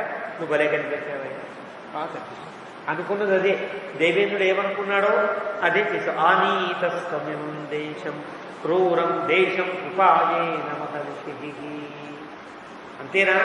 నువ్వు ఇక్కడికి రావడం కోసం, వీడిని చంపడం కోసం మహర్షులంతా ఎన్ని ప్లాన్లు వేసుకున్నారో, ఎన్ని ప్రణాళికలు వేసుకున్నారో, అది చింపి ఇది చింపి ఎలా నిన్ను ఇక్కడ దాకా లాక్కురావాలనుకుని మహర్షులంతా కూడా ఆనీతస్వం ఇమం దేశం ఉపాయేన మహర్షి. మహర్షులంతా చాలా ఉపాయాలు పన్ని అట్నుంచి ఇటు ఇట్నుంచి అలా మెల్లగా తిప్పుకుంటూ ఇక్కడ తీసుకొచ్చారు. అంటే ఇక్కడ రావడం నీ ప్రమేయంతో నువ్వు రాలా, మహర్షులంతా నీకు తెలియని రీతిలో నిన్ను మెల్లగా నడిపించుకుంటూ ఇక్కడ దాకా వచ్చారయ్యా వీడిని చంపడం కోసమే. అంటే అర్థం ఏంటి? వీడు ఎంత దుర్మార్గుడో, ఎంత వీడిని చంపడం మహర్షులందరికీ ఎంత అవసరమో, దేవతలందరికీ ఎంత అవసరమో ఈ మాటల వల్ల తెలుస్తుంది. కాబట్టి ఏషాం వధార్థం, వీరందరి యొక్క వధ కోసమే వచ్చావయ్యా. తదిదన్న కృతం కార్యం త్వయా దశరథాత్మజ సుఖం ధర్మం చరిష్యంతి దండకేషు మహర్షయ. నువ్వు చేసిన ఈ గొప్ప పని వల్ల దశరథాత్మజ, దశరథుని కుమారుడవై ఇక్కడ దాకా వచ్చు. దశరథుడే కనుక నీకు అడవికి వెళ్ళు అని చెప్పకపోతే వచ్చేవాడు కావు కదా. అక్కడే దశరథుడు కైకేయి చెప్పింది కదా అని పంపించాడు. కైకేయి చెప్తే మాత్రం నేను పంపించాలా? కైకేయిని జైల్లో పెట్టండి, రాముడు పటాభిషేకం చెయ్యండి అంటే పటాభిషేకం అయిపోతే కనుక వీడి వధ ఎట్లా కదా. కాబట్టి వీడి వధకి ఎవరు ఉపకరించారంటే దశరథుడు కదా, ఆయన స్మరించాలి కదా. కాబట్టి దేవతలు దశరథాత్మజ, అమ్మ దశరథునికి కొడుకువై పుట్టావు కాబట్టి ఇంకొక రాజైతే ఏం చేసేవాడు. కాబట్టి దశరథుడు ధర్మాత్ముడు కాబట్టి ఆయన మాటకు కట్టుబడి, ధర్మానికి కట్టుబడి నేను అడవికి పంపించారు కాబట్టి నీవు ధర్మాత్ముడు, ఆయన కొడుకు కాబట్టి నువ్వు ధర్మాన్ని పాటించావు కాబట్టి మహర్షుల దగ్గరికి వచ్చావు కాబట్టి వాళ్ళంతా ఇక్కడ తీసుకొచ్చారు కాబట్టి కదా ఇది జరిగింది అని చెప్పడమే దశరథాత్మజ అనే ప్రయోగంలో ఉండే అంశం. ఒక ప్రయోగం చేసినప్పుడు ఉండేటువంటి భావన ఇలా సాగుతుంది మహర్షులు. సుఖం ధర్మం, హాయిగా తిరుగుతారయ్యా మహర్షులంతా. సుఖంగా ఇప్పటిదాకా ఎంత కష్టపడి తిరిగారో సుఖంగా తిరుగుతారు. ఏతస్మిన్నంతరే దేవాః చారణైః సహ సంగతాః దుందుభీంశ్చ అభినిఘ్నంతః పుష్పవర్షం సమంతతః. ఇలా మాట్లాడుతున్నారో లేదో దేవతలందరూ వచ్చారు. మొత్తం అందరికీ ఎవరు వాట్సాప్లో మెసేజ్ పెట్టారో తెలియదు కానీ వాళ్ళందరికీ తెలిసిపోయి అందరూ గబగబ వచ్చేసారు. ఏతస్మిన్నంతరే అంటే అర్థం ఇది మాట్లాడే లోపుగానే అందరూ సర్దుకున్నారు, వచ్చేసారు. అంతా వచ్చి ఏం చేస్తారు? వాద్యాలు వాయించేవాళ్ళు దుందుబులు మోగిస్తున్నారు, పుష్పాలు కురిసేవారు పుష్పాలు పట్టుకుని గంపంతో పూలు పోస్తున్నారు రాముడి మీద. రామస్య ఉపరి సంహృష్టాః బహుషుః విస్మితాస్తదా. చాలా ఆశ్చర్యకరంగా ఒక్క రాముడు ఇంతమంది వ్యసనం చూశారా? వీళ్ళంతా ఎంత దుర్మార్గులు వాళ్ళకి తెలుసు. ఎంత ఏడిపించారో స్వర్గలోకంలో ఉండి దండెత్తినప్పుడు వీళ్ళందరి సంగతి తెలిసిన వాడు కావడం చేత మేము ఇంతమంది దిక్పాలనలో ఉండి ఇంతమంది దేవతలలో ఉండి కూడా ఏమీ చేయలేని 33 కోట్ల మంది కదా. మేమేం చేయలేకపోతే రాముడొక్కడు ఆదిని రాముడొక్కడు 14,000 రాక్షసాలు. ఒక్క రాముడు ఇంతమంది రాక్షసుని ఎలా చంపారు అని విస్మిత ఆశ్చర్యపోతున్న వారే రాముడి మీద పుష్పాలు కురుస్తూనే ఉన్నారు. ఎంతసేపట్లో చనిపోయాడు రాముడు? వాల్మీకి లెక్క. ఈ లోపు వాల్మీకి ఏం చేశాడంటే లెక్క కట్టుకున్నాడు. ఎన్ని నిమిషాలు పట్టింది రాముడు చంపడానికి? దీన్ని బట్టి ఒక క్యాలిక్యులేషన్ చేసి రావణాసుని ఎంతో చంపుతాడో దీనికి ఒక లెక్క కావాలి. కావ్యం రాస్తున్నది కదా. అర్ధాధిక ముహూర్తేన, ఒక అర్ధాధిక ముహూర్తం అంటే ఒక ముహూర్తం అన్నర సమయంలో చెప్పేశాడు. అర్ధ అధిక ముహూర్తేన, ఒక అర్ధము పెరిగిన ముహూర్తము చేత. అంటే అర్థం సాధారణంగా మనకి 60 ఘడియలు ఒక ఘడియలు, 60 ఘడియలు ఒక రోజు, 60 ఘడియలు 30 ముహూర్తాలు అవుతాయి. అంటే 2 ఘడియలు ఒక ముహూర్తం అవుతుంది. 30 ముహూర్తాలు రాముడు రోజులో ఉంటాయి. ఒక్క ముహూర్తం అంటే అర్థం ఇప్పుడు 2 ఘడియలు. ఆ తర్వాత ఇంకో అరఘడియ, ఇంకొక అర ముహూర్తం అంటే ఇంకో ఘడియ, 3 ఘడియలు. అంటే 72 నిమిషాలు. మన లెక్క ప్రకారంగా 72 నిమిషాలు. 24, 24, 24, 3 3 ఘడియలు కదా. ఘడియ అంటే 24 నిమిషాలు. 2.5 ఘడియలు ఒక గంట అవుతుంది మన లెక్క ప్రకారం. అంటే రోజులో 1440 నిమిషాలు ఉంటాయి. రోజు మొత్తంలో 1440 నిమిషాలు.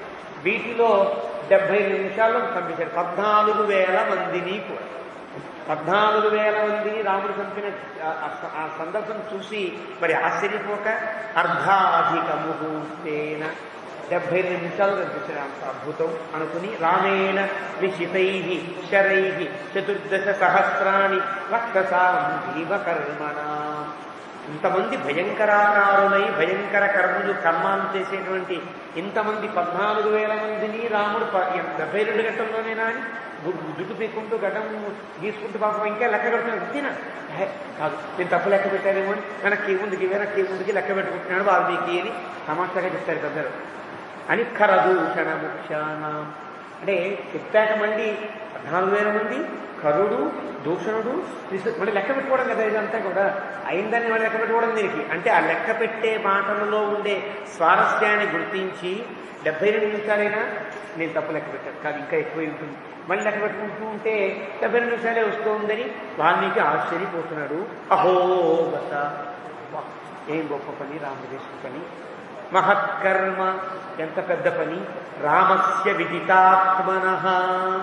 ఇంకా వాల్మీకి దర్శనమైంది, రామచంద్రుడి యొక్క దర్శనం ఎట్లా అయిందో చెప్తున్నాడు. రామస్య విదితాత్మన అహో వీర్యం అహో దాక్ష్యం విష్ణోరివహి దృశ్యతే. ఎంత గొప్ప పని చేశాడు, ఎంత గొప్ప అద్భుతమైన కర్మను ఆచరించాడు. విదితాత్మన, వేదముల చేత తెలియబడే పరమాత్మ ఈయనే. అహో వీర్యం, మానవుడిగా పుట్టిన ఇంత పరాక్రమమా అనే ఆశ్చర్యం. అహో దాక్ష్యం, ఇంత సమర్థత. పరాక్రమం ఉన్నా ఒకసారి సమర్థత లేకపోతే పరాక్రమం అంతా వృధా అయి ప్రత్యర్థి చేతిలో చావలసి వస్తుంది. వీర్యముంది దాక్ష్యము ఉన్నదే. విష్ణోరివహి దృశ్యతే, శ్రీ మహావిష్ణువు యొక్క తత్వము నాకు గుర్తింపబడుతోంది అని వాల్మీకి శ్రీ మహావిష్ణువు వలె రామచంద్రమూర్తిని దర్శించాడు. ఇందులో అండంలో తమాషా అహోబత మహత్కర్మ అనడంలో విష్ణు కర్మాణి పశ్యత యతో వ్రతాని పస్పశే ఇంద్రస్య యుజ్య సఖా. ఈ మంత్రం ఇక్కడ మనకి వ్యాఖ్యా సాపేక్షమై ఆ మంత్రంలో ఏమి విష్ణు కర్మాణి పశ్యత, శ్రీ మహావిష్ణువు యొక్క అద్భుతమైన కర్మను చూడండి అయ్యా. యతో వ్రతాని పస్పశే, ఎందువల్ల మహర్షులందరినీ మహర్షుల యొక్క ధర్మానుష్ఠానములందరినీ కాపాడాడు కదా. విష్ణుమూర్తి ఎక్కడ కాపాడాడండి? మన కథలేం లేవు కదా, మరి ఎక్కడ కాపాడాడు విష్ణుమూర్తి? రామావతారంలో కాపాడాడు. అంటే వేదం చెప్పిన ఆ మంత్రం సార్థకం ఎప్పుడైంది? ఈ ఘట్టం వల్ల. అందువల్ల యతో వ్రతాని పస్పశే. ఎందుకు ఇంత పని చేశాడు అంటే ఇంద్రస్య యుజ్య సఖా, ఇంద్రుడికి ఎంత మంచి మిత్రుడు కదా. అంటే ఇందువల్ల ఈ మాట ఇంద్రుడు చంపవలసినటువంటి రాక్షసుణ్ణి ఇంద్రుడే చంపినట్టుగా చేసి తాను కష్టపడి ఆ క్రెడిట్నేమో ఇంద్రుడికి అప్పచెప్పి ఇందువల్ల ఏమంతా చేశాడు. ఇంద్రస్య యుజ్య సఖా, వేదం చెప్పినవాడు. రాముడు కూడా పుట్టక ముందు కదా వేదములండి. రాముడు పుట్టల, సృష్టే పుట్టల, బ్రహ్మ కూడా పుట్టల. బ్రహ్మ కూడా పుట్టక ముందుండే వేదములలో మంత్రమిది. విష్ణు కర్మాణి పశ్యత యతో వ్రతాని పస్పశే ఇంద్రస్య యుజ్య సఖా. ఈ మంత్రంకి ఈ కరవధయే గొప్ప తాత్పర్యం. అది అద్భుతం మాట. అందువల్ల వాల్మీకి అహోవత, అహో మహత్, అహో వీర్యం, అహో దాక్షం. ఎన్ని మార్లు ఆశ్చర్యపోయాడు. ఎందువల్ల అని ఊరుకుంటే పర్వాలా, మహత్కర్మ అని విష్ణోరివహి దృశ్యతే. విష్ణువు అంత గొప్ప కర్మ చేశారని వేదం చెప్పిందే. ఆ కథ మనకు తెలియదు కదా. ఇదే కథ. రాముడే పుట్టి ఈ పని చెయ్యబోతున్నాడని వేదం చెప్పిన కథ. అంత గొప్ప సన్నివేశం ఈ సన్నివేశం. కాబట్టి ఇక తర్వాత ఇది తెలిసిన సీతమ్మ తల్లి ఏం చేస్తుందో చూద్దాం. ఇత్యేవ భుక్త్వా తే సర్వే, ఇదంతా సర్వే యయుః దేవాః యథాగతం, వచ్చిన వాళ్ళు ఎలా వచ్చారో అలా దేవతలంతా వెళ్ళిపోయారు. ఏతస్మిన్నంతరే, ఈలోపుగా ఇదంతా జరుగుతుంది. వాల్మీకి ఒక పక్క ఆశ్చర్యపోతున్నాడు, దేవతలు పూలబాణం కురుస్తున్నారు, రాముడు వీరరాముడై ఉజ్వల బాణతోణ కోదండ కళాప్రచరణ ఫలితాండవ కీర్తిరా నిలబడి ఉన్నాడు వీరరాముడిగా. ఈ లోపుగా అయిపోయింది యుద్ధం అనుకుని ఇక్కడ శబ్దాలేం రావట్లేదు కదా, లోపల నుంచి చూసేటువంటి లక్ష్మణ్ అమ్మయ్య కరపిచ్చింది ఆకాశం అన్నట్టుగా బడిపించాడు. ఏతస్మిన్నంతరే వీరః లక్ష్మణః సహ సీతయా గిరిదుర్గాతు వినిష్క్రమ్య సంవివేశ ఆశ్రమం సుఖీ. ఆశ్రమం అంటే ఆశ్రమం దాకా వెళ్ళారు అనుకోకండి, రాముడు ఉన్న చోటకి వచ్చారు. వచ్చేసారు కిందకి. ముందు లక్ష్మణ స్వామి బయటకు వచ్చారు, చూశారు ఎక్కడ ఏ రాక్షసుడు నక్కి లేడు కదా, ఎవడో ఒకడు తప్పించుకుని సీతమ్మ అక్కడ ఉందని గుర్తించి ఇక్కడికి వచ్చేదని అపకారం చేస్తాడు కదా. అక్కడ ముందు లక్ష్మణస్వామి వచ్చి మొత్తం చూశారు, వేడి లేదు, ఎవరూ లేదు, అంతా వెళ్ళిపోయారు. లెక్క సరిగ్గా 14,000 మంది లెక్క సరిపోతుంది ఆ యుద్ధ భూమిలో, దుమ్ముగూడెంలో కదా, అంత లెక్క పెట్టుకున్నాడే. 14,000 మంది ఇక్కడే ఉన్నారు, ఏం పర్వాలేదు అనుకున్నాడు. సీతమ్మను బయటికి రమ్మన్నాడు, ఆవిడ బయటకు వచ్చాడు. లక్ష్మణ సహ సీతయా, సీతాదేవి బయట గిరిదుర్గాతు, ఆ గుహ నుండి బయటకు వచ్చారు. సంవివేశ, తన ఆశ్రమానికి వచ్చారు. అంటే రాముడి దాకా వచ్చారు, ఏదో ఆశ్రమానికి వచ్చారని చెప్పుకున్నాను, దగ్గరలో ఆశ్రమం వచ్చారు. తతో రామస్తు విజయీ, సీతమ్మ తల్లి ఆవిడే ఊరుకోలే, గుహలో ఉంది కానీ ఆ చెట్లు కొంచెం తగ్గించుకుంటూ ఆ కొమ్మలు తప్పించుకుంటూ చూస్తోంది. అంత యుద్ధం అంతా చూస్తోంది. యుద్ధం చేసుకున్నంతసేపు పెద్ద ఉత్కంఠ ఆవిడ కదా. ఒక్క రాము లక్ష్మణస్వామి పెడతానంటే వద్దంటే ఈయన్ని లోపల చెప్పింది, నువ్వు కూడా వెళ్ళవయ్యా బాబు అంటే నేను వెళ్ళను, మా నాన్న ఇక్కడే ఉండమన్నాడని చెప్పాడు. కదలనన్నాడు. ఇక్కడ కదలనన్నవాడు ఎంత చెప్పినా కదలడని అంత తిట్టాల్సి వచ్చింది. ఇక్కడ కదలకన్నా ఉంటే ఇబ్బంది ఏం లేదు, అక్కడ కదలకపోతే కథ నడవదు, ఆవిడ తెలుసు. కాబట్టి ఇక్కడ చెప్పింది వెళ్ళరా బాబు వెళ్ళరా అన్నా ఈయన వెళ్ళలా, అక్కడే ఉన్నాడు. కాబట్టి ఒక్కడే యుద్ధం చేస్తున్నాడని పెద్ద ఉత్కంఠతో చూసిన సీత రాతతో రామస్తు విజయీ, రాముడి యొక్క విజయాన్ని చూసి పూజ్యమానో మహర్షిది, రాముడు యుద్ధం చేయడంలోనే ఆవిడ ఈ లోకంలో లేదు, ఎక్కడో ఉందాడు. మాత్రం రాముడు తప్ప ఇంకేం కనిపించట్లా, రాముడు ఒక్కడే కనిపిస్తాడు, లోకంలో ఇంకెవ్వరూ లేరు. వెళ్ళి గబగబా రాముడిని ఏదో చేసి అన్నంత ఆకృతంగా లోకంలో ఎవ్వరూ కనిపించని స్థితిలో రాముడు ఒక్కడే కనిపిస్తాడు. పోనీ ఆ రాముడుగా ఉన్నాడు. పూజ్యమానో మహర్షి, పక్క నుంచి మహర్షులేం కనిపించట్లే కానీ వాళ్ళు పొగుడుతున్నారు, పుష్పాలు పడుతున్నాయి, రాముడి మీద పుష్పాలు పడుతున్నాయి, మహర్షుల స్తోత్రాలు కనిపిస్తున్నాయి, రాముడు ఒక్కడే కనిపిస్తున్నాడు. సీత ఏం చేసింది? ప్రవివేశ ఆశ్రమం వీర లక్ష్మణేన అభిపూజిత. లక్ష్మణస్వామి కూడా పక్కన దేహో రామ అంటున్నాడు, ఏదో అంటున్నాడు. అలా ఉంటుంటే ఆవిడ ఆగలేక, ఆవిడకు ఉండేటువంటి లోపల ఉండే ఒక భావోద్వేగాన్ని అణుచుకోలేక రాముడికి ఏమిస్తే తగుతుంది, ఇంత గొప్ప కర్మ, ఇంత గొప్ప అద్భుతమైనటువంటి పరాక్రమాన్ని చూపించిన రాముడికి పెద్ద బహుమతి ఇవ్వాలనుకుని తందృష్ట్వా శత్రుహంతారం మహర్షీణాం సుఖావహం బహూవ హృష్టా వైదేహి భర్తారం పరిచస్వజే. అద్భుతమైన శ్లోకంగా భావిస్తారు పెద్దలంతా. ఇందులో ఉండే స్వారస్యాన్ని తలుచుకుంటూ పొంగిపోతారు. సీతమ్మ తల్లి తందృష్ట్వా, ఈ ఒక్క పదములకు 6 అర్థాలు వస్తాయి. శత్రుహంతారం, దీనికి 8 అర్థాలు వస్తాయి. మహర్షీణాం సుఖావహం, దీనికి 16 అర్థాలు రాస్తారు. వ్యాఖ్యాత పెద్ద అర్థం రాస్తారు ఈ శ్లోకానికి. బహూవ హృష్ట, ఎంత ఆనందపడిందో కారణాన్ని చెప్తారు. వైదేహి అనడానికి కారణం చెప్తారు. భర్తారం అనడానికి కారణం చెప్తారు. పరిషస్వజే. ఈ శ్లోకమంతా కూడా 2 రోజుల పాటు చెప్పుకోదగినటువంటి శ్లోకం. ఈ ఒక్క శ్లోకమే పడుతుంది ఓ రోజంతా కూడా, అంత అద్భుతమైనటువంటి శ్లోకం. కాబట్టి మనం నిత్యం మంగళాశాస్త్రం చేస్తున్నప్పుడు ఈ శ్లోకాన్ని పఠిస్తాం. ఇందు శ్లోకంలో గొప్పతనమేమి? తన్ దృష్ట్వా, తన్ అంటే అర్థం సంస్కృతంలో ప్రసిద్ధమైన వ్యక్తి అని అర్థం. సహ అన్నామంటే ప్రసిద్ధుడైన వ్యక్తి. ఒక వ్యక్తిని చెప్పాలనుకోండి, రామహానో కృష్ణహానో శివహానో బ్రహ్మనో చెప్పాలి. కానీ వాడు ఆయనండి అంటే అందరికీ తెలిసిన ఆయన కంటే గొప్పవాడు లేకుండా ఉండే ఆయన దత్తం అంటే అది ప్రసిద్ధార్థకత్వాకు అంటారు వ్యాఖ్యానం. గొప్పవాడు దృష్ట్వా చూచింది. ఎలా చూసిందో తెలిసిన రాముడు యుద్ధంలో నిలబడి ఉన్న దగ్గర నుంచి చూస్తూనే ఉంది రాముడు. తన్ దృష్ట్వా అంటే అర్థం చూచి అంటే చూచి అంటే ఎప్పుడు చూచి లేదు ఇక్కడ. చూచి అనే పదం యుద్ధానికి ఆరంభం దగ్గర నుంచి ఇక్కడ కరుణ్ణి చంపి నిలబడి ఉన్న రాముణ్ణి దేవతలంతా తీర్చించేంత వరకు దృష్ట్వా ఇదంతా వర్తిస్తుంటుంది. శత్రుహంకారం ఆడు మనస్సులో ఒక పని అనుకుంది. అనుకున్న పనికి ఇది నాంది అవ్వాలి. నాంది అయ్యింది. శత్రుహంకారం మహర్షీణాం సుఖావహం.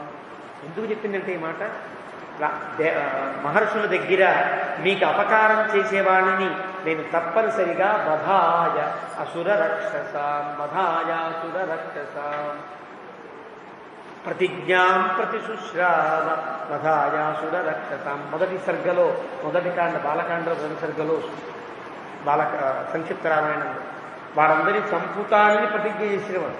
వాళ్ళలో ఏ ఒక్కడు మిగిలిపోయినా రాముడు మాట కొట్టినవాడు అవుతాడు కదా. కానీ అలా శత్రుహంతారం ఎవడు ఒక్కడు కూడా మిగలకుండా చంపగలిగేటట్టుగా రాముడు.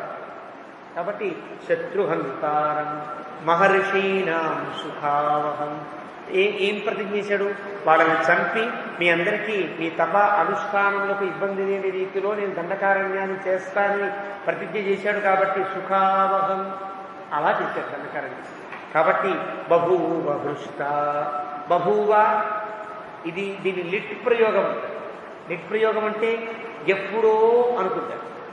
ఎప్పుడో అనుకోవడం అంటే రాముడు యుద్ధం చేయకముందే రాముడు చంపుతాడు. చంపిన రాముడు నేనేం బహుమతి ఇవ్వాలి అని ఒక భర్తకి మంచి ప్రియుడైన భర్త అనుకో, ఆ భర్తకైనా బహుమతి ఇవ్వాలనుకో, పుట్టినరోజు వస్తుంది అనుకోండి, ఎంత ఆలోచిస్తారు. ఇది ఇద్దామా అది ఇద్దామా ఇలా ఇద్దామా అలా ఇద్దామా ఏం చేద్దాం అలా ప్లానింగ్ ఉంటుంది కదా. బభూవ అంటే బభూవ ఎప్పుడో అనుకుంది ఒక పని చేద్దామనుకుంది. ఆ చేద్దామనుకున్న పని బభూవ లిట్ ప్రయోగం. హృష్ట అప్పటి నుంచి ఇప్పటిదాకా హృష్ట ఆనందంగానే ఉంది. ఏం భర్తారం పరిషస్వజే కౌగిలించు.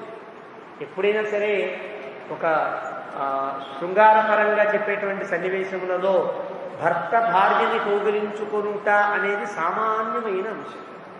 ఎంతో ఆనందం కలిగితే తప్ప, ఎంతో అద్భుతం జరిగితే తప్ప ఒక భార్య తనంత తానుగా కౌగిలించుకోదు. పోనీ కౌగిలించుకున్నామని కూడా ఏదో రహస్యంగా లోపలికి పెంచి తెరపేసి కౌగిలించుకుందా అంటే అందరూ చూస్తుంటారు.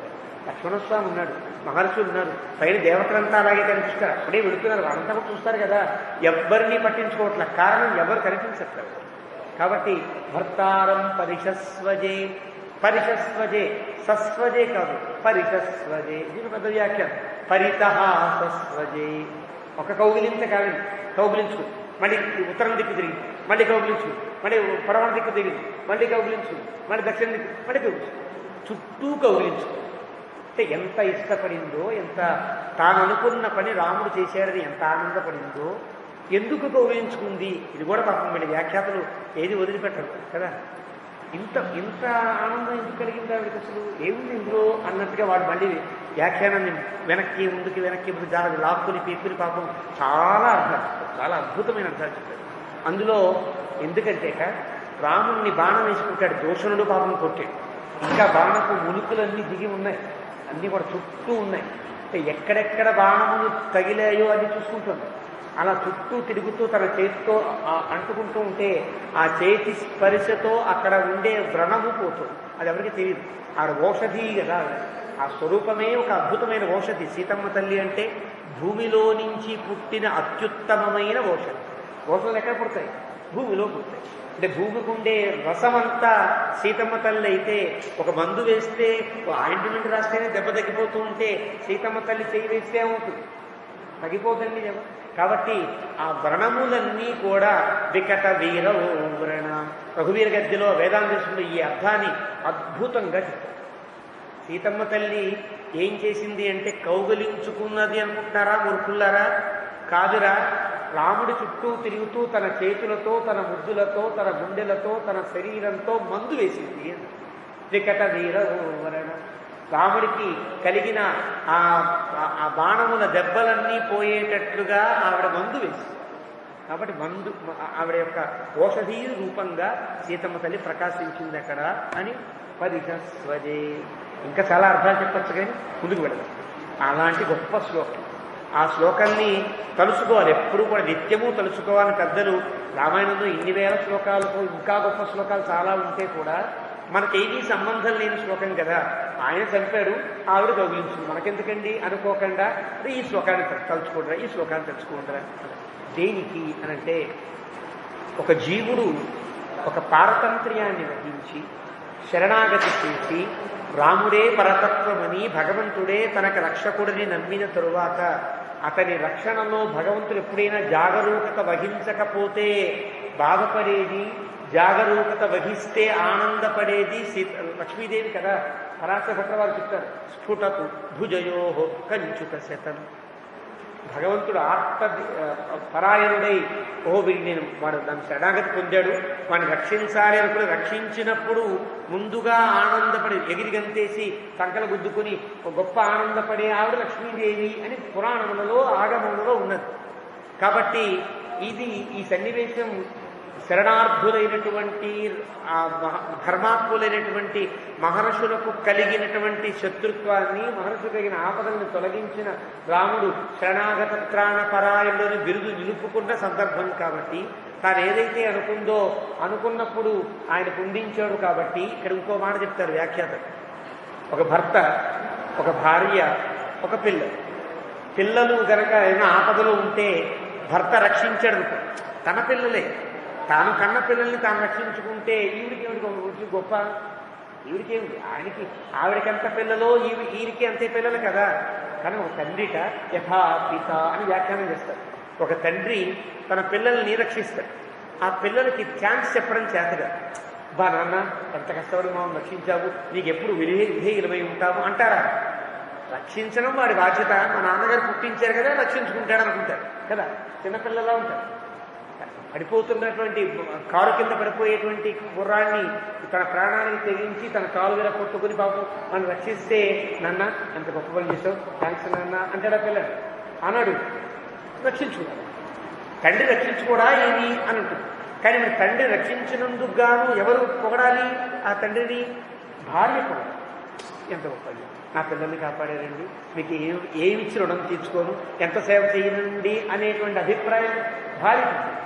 అలాంటి భార్య వలె తండ్రి తన పిల్లలనే రక్షించుకుంటే ఆ పిల్లలు తన కడుపు నుండి పెట్టిన పిల్లలని మహర్షులందరినీ సంతానంగా భావించి మహర్షులందరికీ ఇంత ఉపకారం చేసినటువంటి రామునికి ఎంత బహుమతి ఇవ్వాలో తెలియక, అంతకంటే తన దగ్గర ఏమీ లేక తననే తాను అర్పించుకుని తానే కౌగిలించుకుని రాముని చుట్టూ మురిసిపోయిన సీతమ్మ తల్లికి నమస్కారం చేస్తూ ఈ సర్గని కొనసాగించాలి అని అంటారు.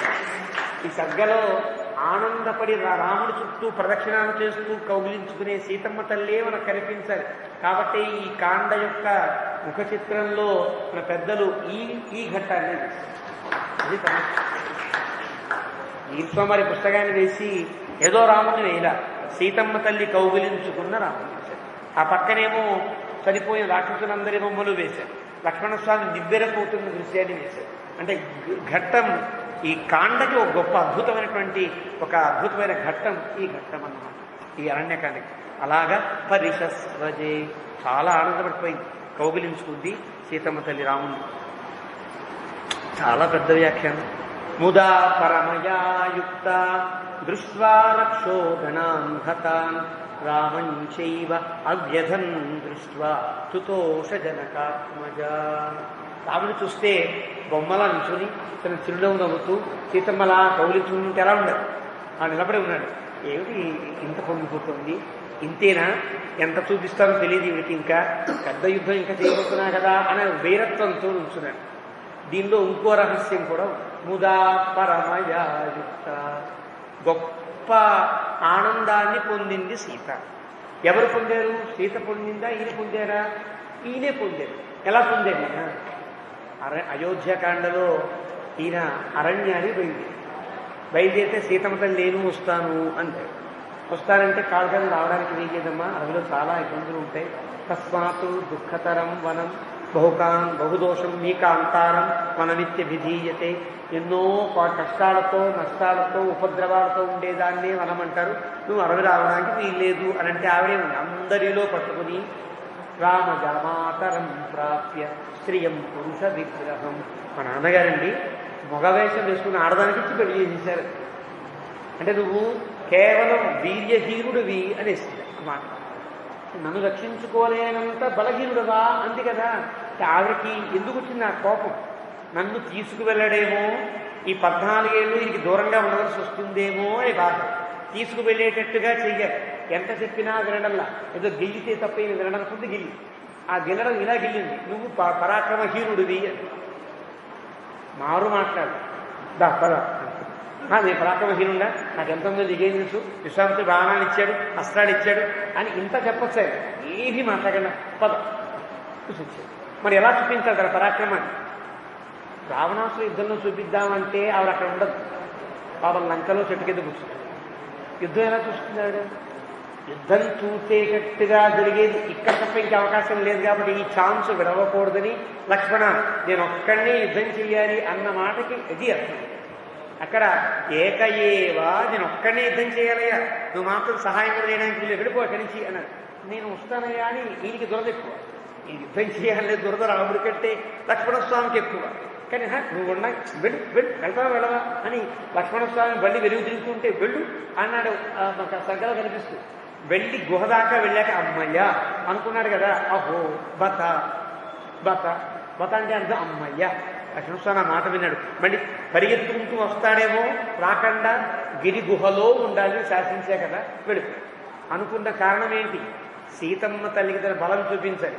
నేను ఆడదాన్ని అంది కదా, నేను ఎంత మగవాడినో చూపించాలి, ఎంత పరాక్రమవంతుందో చూపించాలనుకుని ఈ ఛాన్స్ని, ఈ సన్నివేశాన్ని, తన యొక్క పరాక్రమాన్ని ప్రదర్శించే అద్భుతమైనటువంటి విలువిద్యా ప్రదర్శనం అని అంటారే, దాని ప్రజెంటేషన్గా వాడుకుంటారు. పెద్ద యుద్ధంగా భావించరా, తనకుండే ప్రతిభని ప్రకటించే ప్రజెంటేషన్ అంటారే, అలాగే దీన్ని వాడుకున్నాడు. కాబట్టి ముదా పరమయాయుక్త. ఈయన నవ్వితే ఈవిడ నమ్ముతుంది, ఆహా నేను అప్పుడు అన్నానని ఇంత కోపం వచ్చిందే నీకు, అంటే ఇంత చెయ్యాలా నువ్వు అర్థమైంది. అలా ఇద్దరికిద్దరు దృష్ట్వా రక్షో గణ అన్హతాన్, అందరు చనిపోతే రామంచ ఏవ అవ్యధం దృష్ట్వా. అవ్యధం అనే పదానికి అర్థం మామూలుగా మీకు అర్థాల్లో ఏముంటుందంటే ఏమాత్రం అలు పెరుగుకుండా ఉన్న రాముని అనే ఉంటుంది. వ్యథం, వ్యథ అంటే అర్థం మనసులో ఉండే బాధ అని అర్థం. వ్యాధి అంటే ఆధి వ్యాధి 2 పదాలు ఉంటాయి. వ్యథ వేరు, ఆధి అంటే ఒకటి, వ్యాధి అంటే ఒకటి, 2 వేరు వేరు. ఆధి వ్యాధి 2 ఒకలాగే అనిపిస్తాయి. ఆధి అన్నా రోగమే, వ్యాధి అన్నా రోగమే. కానీ వ్యాధి అంటే శరీరములకు ఉండే రోగం, ఆధి అంటే మనసుకు ఉండే రోగం. వ్యథ బాధ ఈ 2 ఉంటాయి. బాధ అంటే శారీరకంగా పడేటువంటి, ఇక్కడ దెబ్బ తగిలింది, వాచింది, రక్తం వస్తుంది, చిక్కిపోయింది అని నొప్పి కలిగే. వాడు మాటలతో కొట్టాడు, ఆ మాటలతో కొట్టిన మాట భయంకరంగా లోపల కోస్తోంది, అది వ్యథ. ఇప్పుడు రాముడు అవ్యథం దృష్ట్వా, వ్యథ లేని వాడయ్యాడు రాముడు అంటే అర్థమే ఏమిటి? ఆయనకుండే వ్యథ. ఎంత మాట అనేసింది సీత, ఎంత మాట ఉంది, నన్ను నాకేం పరాక్రమం రాదా, నాకు యుద్ధం చేయడం చేత కదా. అప్పటిదాకా పాపం రాముడు గొప్ప వీరుడు అని వినే అవకాశం కూడా సీతమ్మ తల్లికి ఏం లేదు కదా. రాముడు చిన్నవాడు, పెళ్ళయింది, 12 ఏళ్ళు సుఖంగా గడిపారు. అక్కడ అడవికి వెళ్ళమన్నారు, అలాగే నాన్న బయలుదేరి వచ్చాడు. రాముడు బాణం తీసిన దాఖలా లేదు. అప్పటిదాకా బూజు పట్టిపోయాయి కోదండములు, బాణములు, ముట్టే అవకాశమే లేదు. నిత్యం పూర్తేయడం తప్ప వేరే అవకాశం లేదు. మరి అలాంటి సీతమ్మ తల్లి ఎప్పుడూ తన ధనస్సు పట్టుకుని సంధించి ఆకర్ణాంతం లాగి ప్రత్యాలేఢ పాదములతో బాణము వేసే సందర్భం చూడని వాడు చూడండి కదా సీతమ్మ తల్లి. కానీ సీతమ్మకు చూపించాలి, ఆ పరాక్రమం చూపించాలి అని ఆ వ్యథ ఉండిపోయింది రాముడికి. మనస్సులో చిన్న వెలితి ఉండిపోయింది. ఎప్పుడు చూపిద్దాం, ఎలా చూపిద్దాం, ఎక్కడ చూపిద్దాం, ఛాన్స్ ఎట్లా దొరుకుతుంది. అంతమంది సీతమ్మ తల్లి మహోత్కృష్టంగా ఆనందపడే అంతమంది దొరకాలి కదా. కాబట్టి అంత గొప్ప ఛాన్స్ కోసం చూస్తున్నప్పుడు దొరికింది. కాబట్టి ఆ వ్యధ ఎప్పుడు పోయింది అంటే సీతమ్మ తల్లిలో కలిగిన ముఖ వికాసం చూసినప్పుడు అమ్మయ్య అవ్యతం దృష్టివా. సీతమ్మ రాముడికి చూసి పరీక్షించింది, నవ్వుతున్నా ఈ నవ్వే కారణం ఇదే అని గుర్తించింది. ఈ మాట ఎవరు చెప్పారు? ఆవిడకెట్లా తెలిసింది అంటే బాలకాండ చివర చూడండి మీరు, అంతర్గత ఇంచ హృదయించ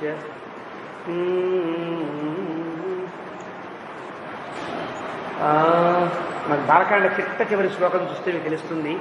రాముడి హృదయంలో ఏమున్నదో కనుగొనగలిగిన గొప్పతనము కలిగిన సీత, సీతమ్మ హృదయములో ఏమున్నదో సీత ముఖాన్ని చూసి చెప్పగలిగే రాముడు అని చివరికి శ్లోకాన్ని వేస్తాడు. బాలకాండ చివరిలో శ్లోకాన్ని వాళ్ళకి చాలా అందంగా వేస్తాడు.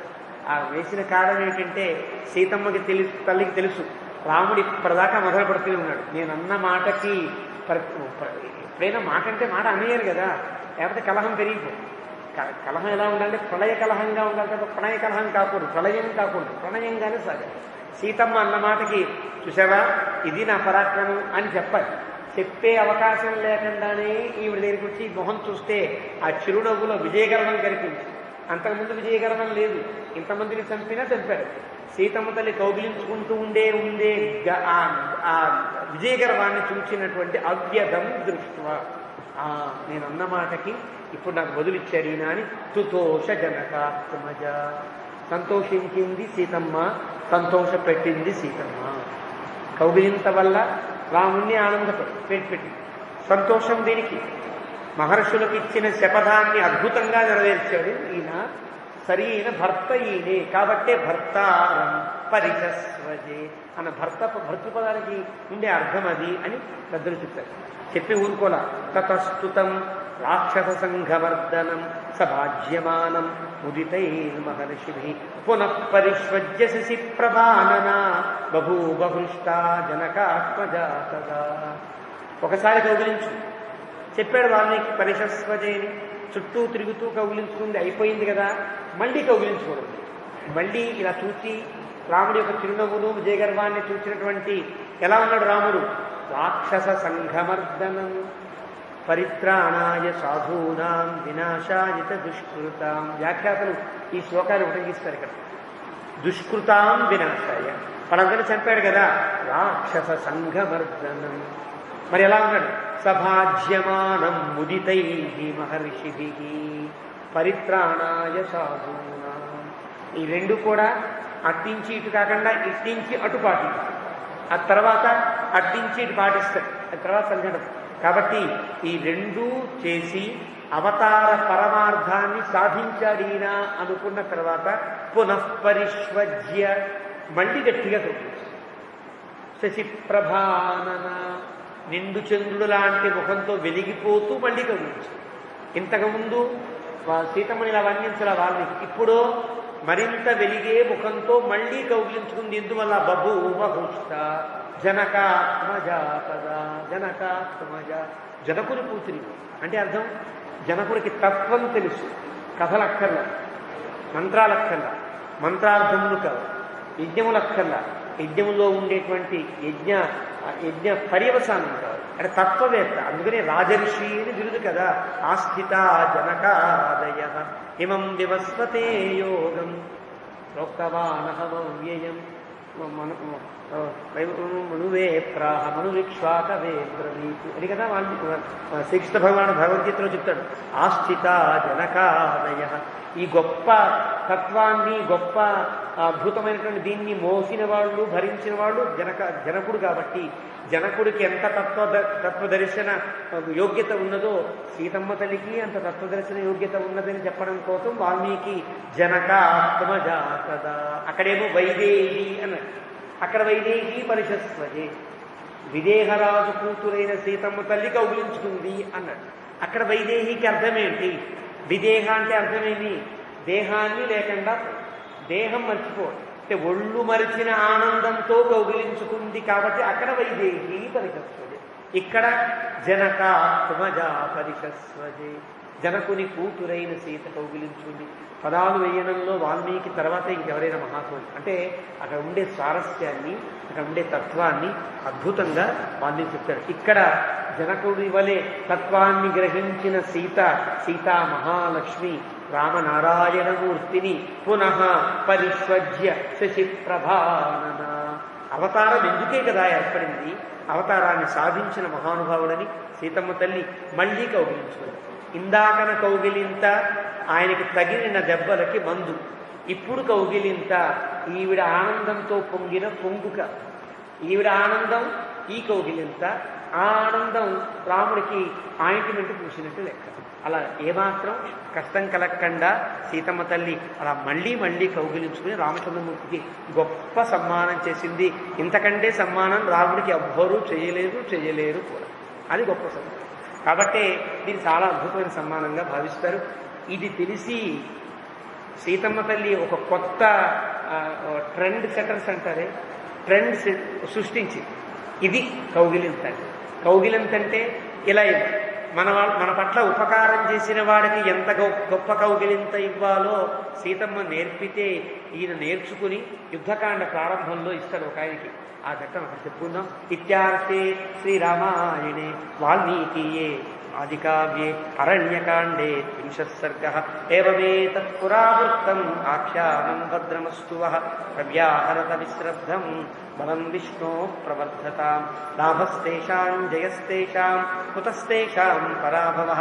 తేషామిందీవరస్యామో హృదయస్థో జనార్దనః. కాలే వర్షతు పర్జన్యః పృథివీ సస్యశాలినీ. దేశోऽयं క్షోభరహితః బ్రాహ్మణాः సంతు నిర్భయాः. కావేరీ వర్ధతాం కాలే కాలే వర్షతు వాసవః. శ్రీరంగనాథో జయతు శ్రీరంగశ్రీశ్చ వర్ధతాం. స్వస్తి ప్రజాభ్యః పరిపాలయంతాం న్యాయేన మార్గేణ మహీం మహీషాః. గోబ్రాహ్మణేభ్యः శుభమస్తు నిత్యం. లోకాः సమస్తాః సుఖినో భవంతు. మీ అందరినీ చాలాసేపు కూర్చోబెట్టేశారు. భాగవతంలో కూర్చొని అలసిపోయిన మిమ్మల్ని